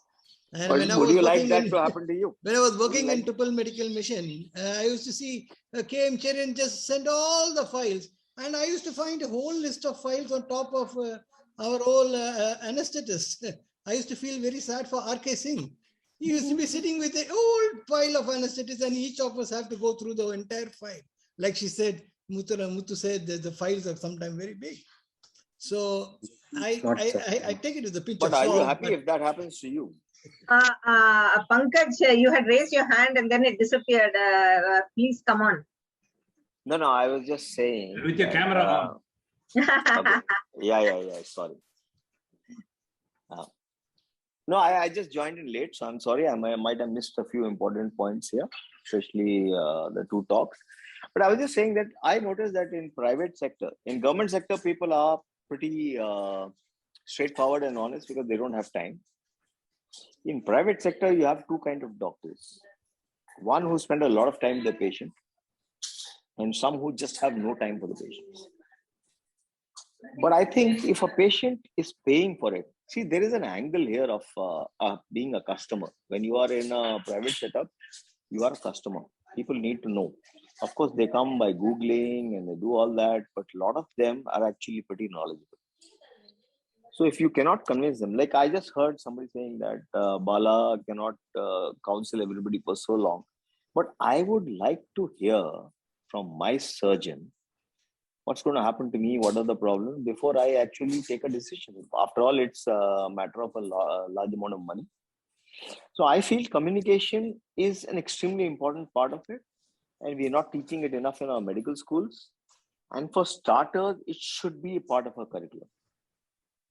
And I think I'm making a point which a lot of people may have made, that as I was listening to the last part of the discussion, I thought I just put this in. In my personal practice as an interventional radiologist, I found that patients I do not spend a lot of time with would latch on to us a lot more after the procedure if there is some untoward event.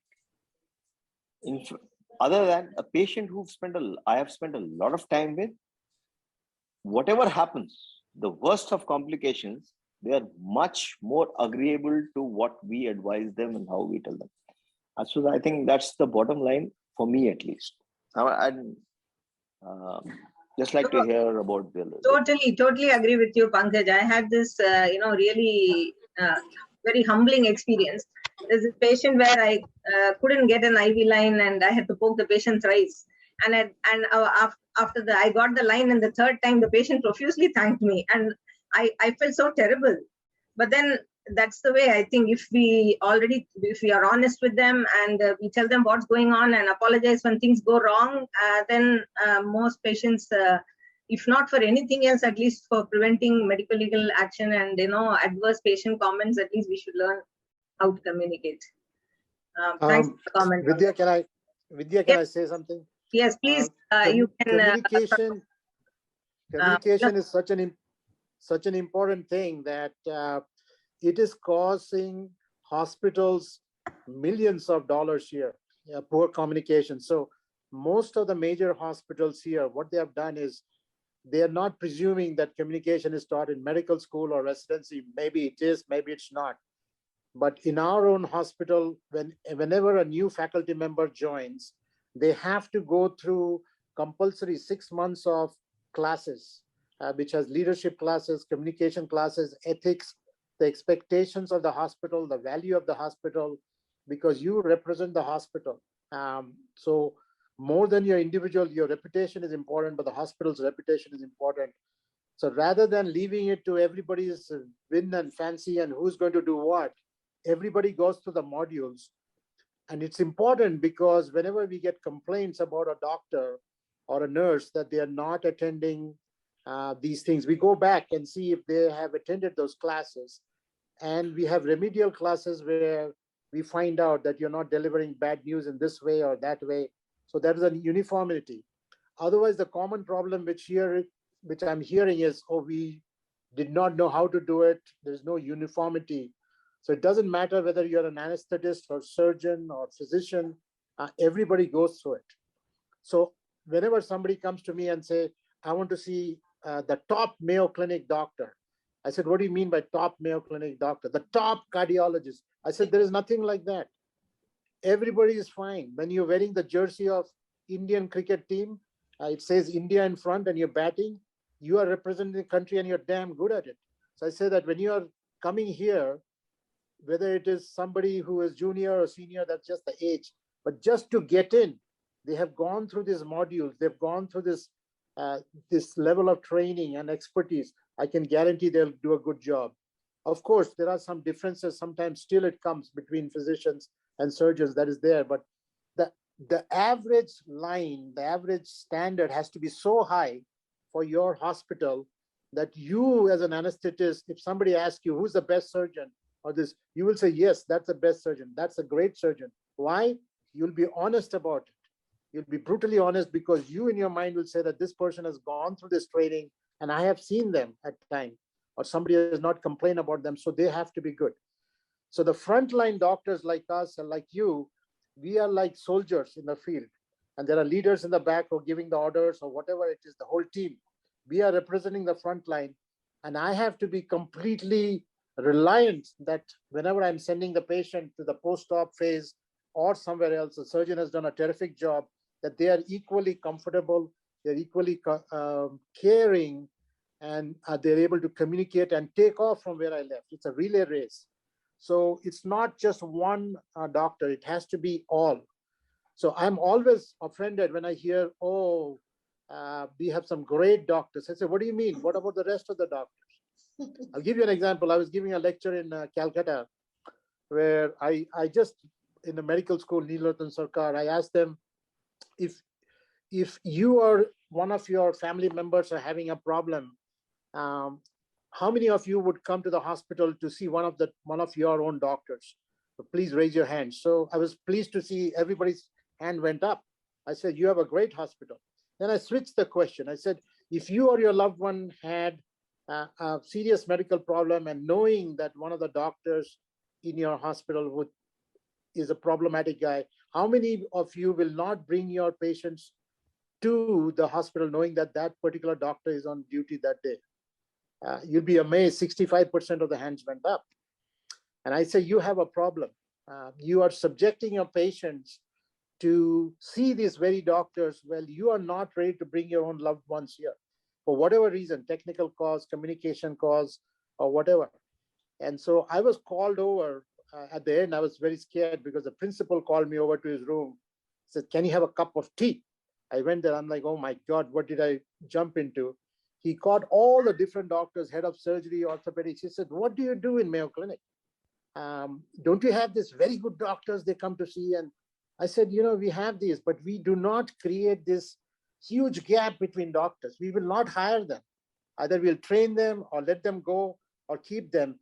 You cannot be a Fortis, or you cannot be Apollo, or you cannot be Marvelous Medicine just to have one good person in the whole thing. You cannot have an institution like JIPMER or AIMS or Chandigarh just to have one good doctor. When that good doctor leaves, the whole hospital goes down. You have to have rows and rows and rows of great communicators and great doctors who have great empathy. And for senior doctors like me now, I've become senior now, I'm always in the lookout. I'm always correcting. I'm always taking people to the side. I'm always mentoring as to what can they do to improve, because my reputation is dependent. My brand value of having MBBS done in JIPMER and PGI or whatever is dependent on the juniors who come after me. If we produce rotten doctors from JIPMER or PGI or Mayo Clinic, my entire thing has gone to zero. My brand value is zero. So it is not only my selfish interest, but the hospital interest, but more important, the people we serve is our patients. They need everything. So it's not absolutely acceptable that you're not able to talk with the patient, or you're such a busy surgeon, which RK is not. I mean, he's one of the most empathetic person I know, that you're not able. You have to ask why. A surgery is not just putting an incision on the skin. Why? And an anesthetist, you're absolutely right, Vidya. I have more than one famous people come and say, who is going to be the anesthetist? I know who my surgeon is. An anesthetist is like my mother or father or like a brother who's going to be by my side. He or she is going to be my advocate. And they go thank you letters, they write all kinds of things. So people pay attention. People absolutely pay attention. And Amit, can I ask you a question? Yeah, go ahead. Yeah, sorry to interrupt you. See, in the private scenario in India, a lot of patients will come to meet you by name, but there are a lot of cases on that day, and some of them may be very simple. You'll ask your resident or your fellow to start. So in your communication with the patient initially, I always tell my patients, okay, I'm going to be there. This is going to be done by my resident. And how do you think that affects the patient? Because this is a very common situation. We do a lot of our cases in local anesthesia. So the patient is extremely aware who's doing the case. Yes. And like if I have 6-7 major cases on the day, and I have 2-3 minor cases in between, and I cannot take the stress of doing every case, and my PG starts the case or my fellow starts the case. How would you handle that situation? Because sometimes that has led to problems. I think all private practitioners in India will agree to that. One of the things is explaining to the patient the system in your hospital. It's a teaching hospital, how the residents are selected. They are the best and the brightest. And also giving them the thing that for some important part, the induction of what I will be there, and making point that you are there for that part. I used to remember I trained under Dr. Chug in nephrology, and a patient from Bihar came to him. He said, sir, we have heard you're the greatest nephrologist in the country. I've come here to do my biopsy with you. And he looked and he pointed towards me. He says, this is my senior resident. He's the best in the business. I have not done a biopsy for the last 15, 20 years. He's going to do. The patient was shocked. But then because he got this like approval from the boss, like as a boss, you said, this guy is good. You know who is good and who's not. Even when you're anesthesia group, you will know which senior resident or which resident is going to, at least the best residents I want is the ones who will ask for help. And the worst resident I've had are who are extremely smart. They think they can handle every emergency when they don't have that experience. So they have always landed a hospital in a problem. It's not like the people who are asking for help who end in problem, but the ones who thought were super smart, they will lie their way through or whatever. So an honest, hardworking person who asks for help, even the question may be stupid, I like them actually because I can mentor them, I can teach them. But if a resident thinks they know everything, they're super smart, they haven't done enough. But you're right, you will still be in this position. So you will need excellent communication skills. I have been told, I've heard this neonatologist who spoke very exciting that kids are nonverbal, anesthetists are same. Believe it or not, you are masters in understanding, recognizing disasters because you have that intuition. Gary Klein here has written a book about how a person who can read things faster than other person, whether it's a physician or somebody, especially in neonatology, how they can say that the patient is having sepsis when the patient is not able to talk. The other nurses are not able to say that. As an anesthetist, you see some parameters and you can read it faster than anyone else. The dial or whatever you see, you can predict it. So that's the experience and your intuition, which is actually a learned behavior, which residents don't have. So simple cases, yes, but cases which can have multiple complexities, you need to kind of use your best judgment as to which part of that portion of the surgery, which part of the monitoring. You just need to look at, you don't need to be on many places, but you just need to look at it because ultimately your name is going to be there. If you ever go to Rome, there is Michelangelo, thousands of statues. They say he didn't do all of it. Most of it was done by his people whom he was tutoring. They were very good, but he would just go and give the blessing, kind of a bit of use the chisel to, cut out a part of the marble here and marble there, and everything has his name. Michelangelo did it. Michelangelo did it, but he was actually supervising a lot of it and not doing much. So I know that is a question which has come forward, but that's how all of us learn. All of us, we will make errors. And if you're a great communicator, I'll tell you, they'll still pardon you. Then if you're a poor communicator and you cut corners, or the relatives thought you did not tell them something and lied to them.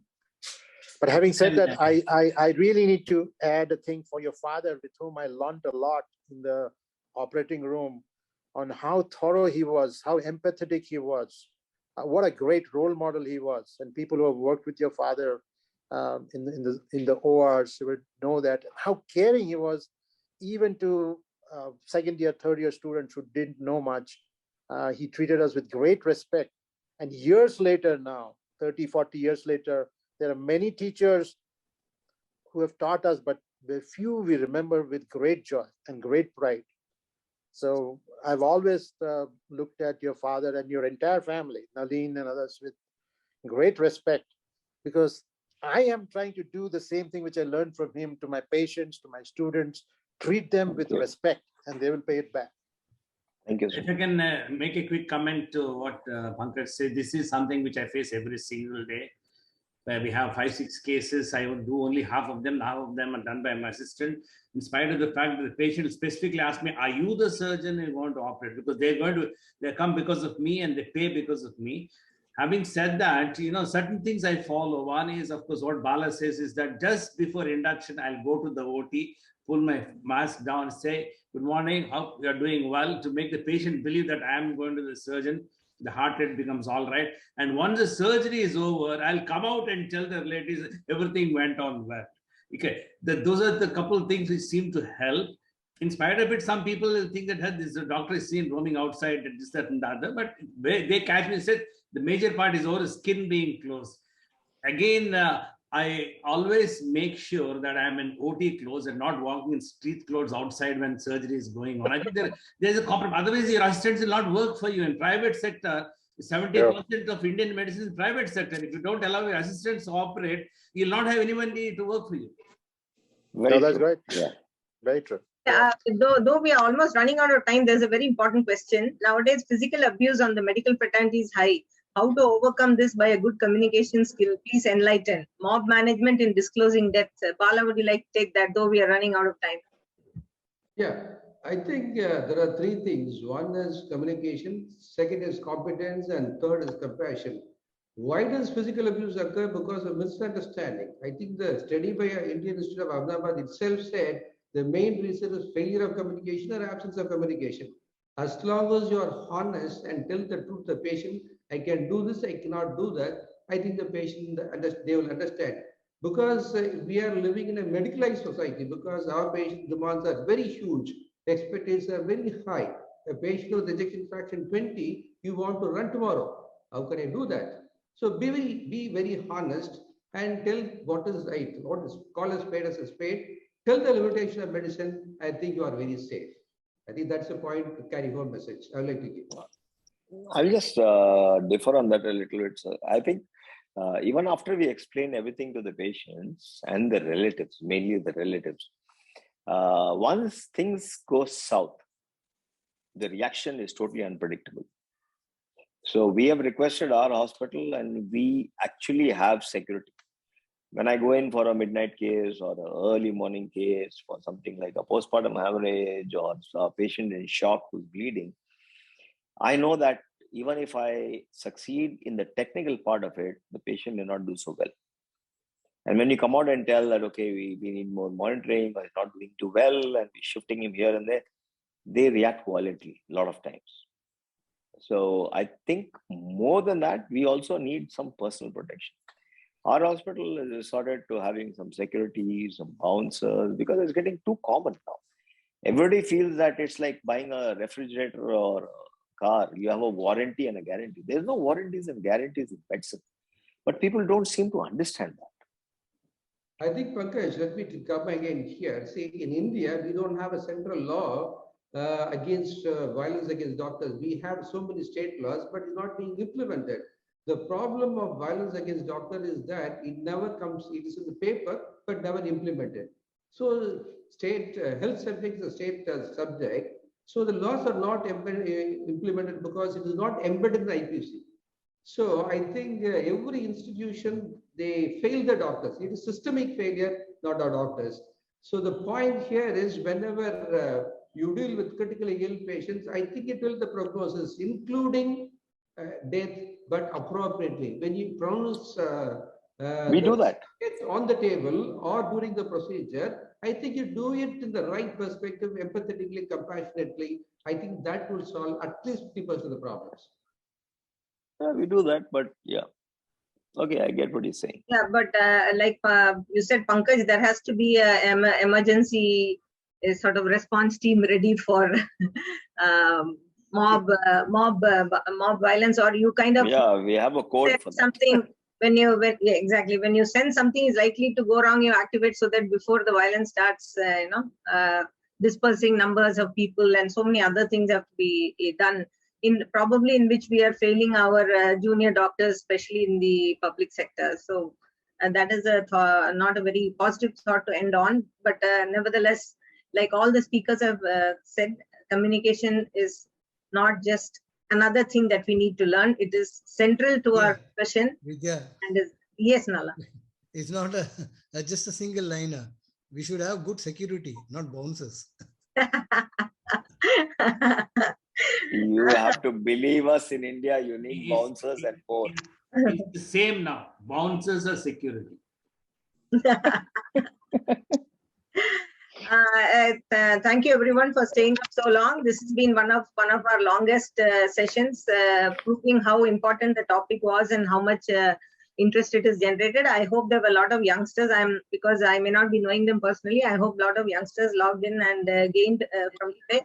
And as usual, the video will be uploaded on YouTube as well as on Learning General Surgery group. We'll meet again next Thursday with another interesting topic on marvelous medicine. Till then, take care and stay safe. Thank you, Bala and Amit, for joining. Thank you.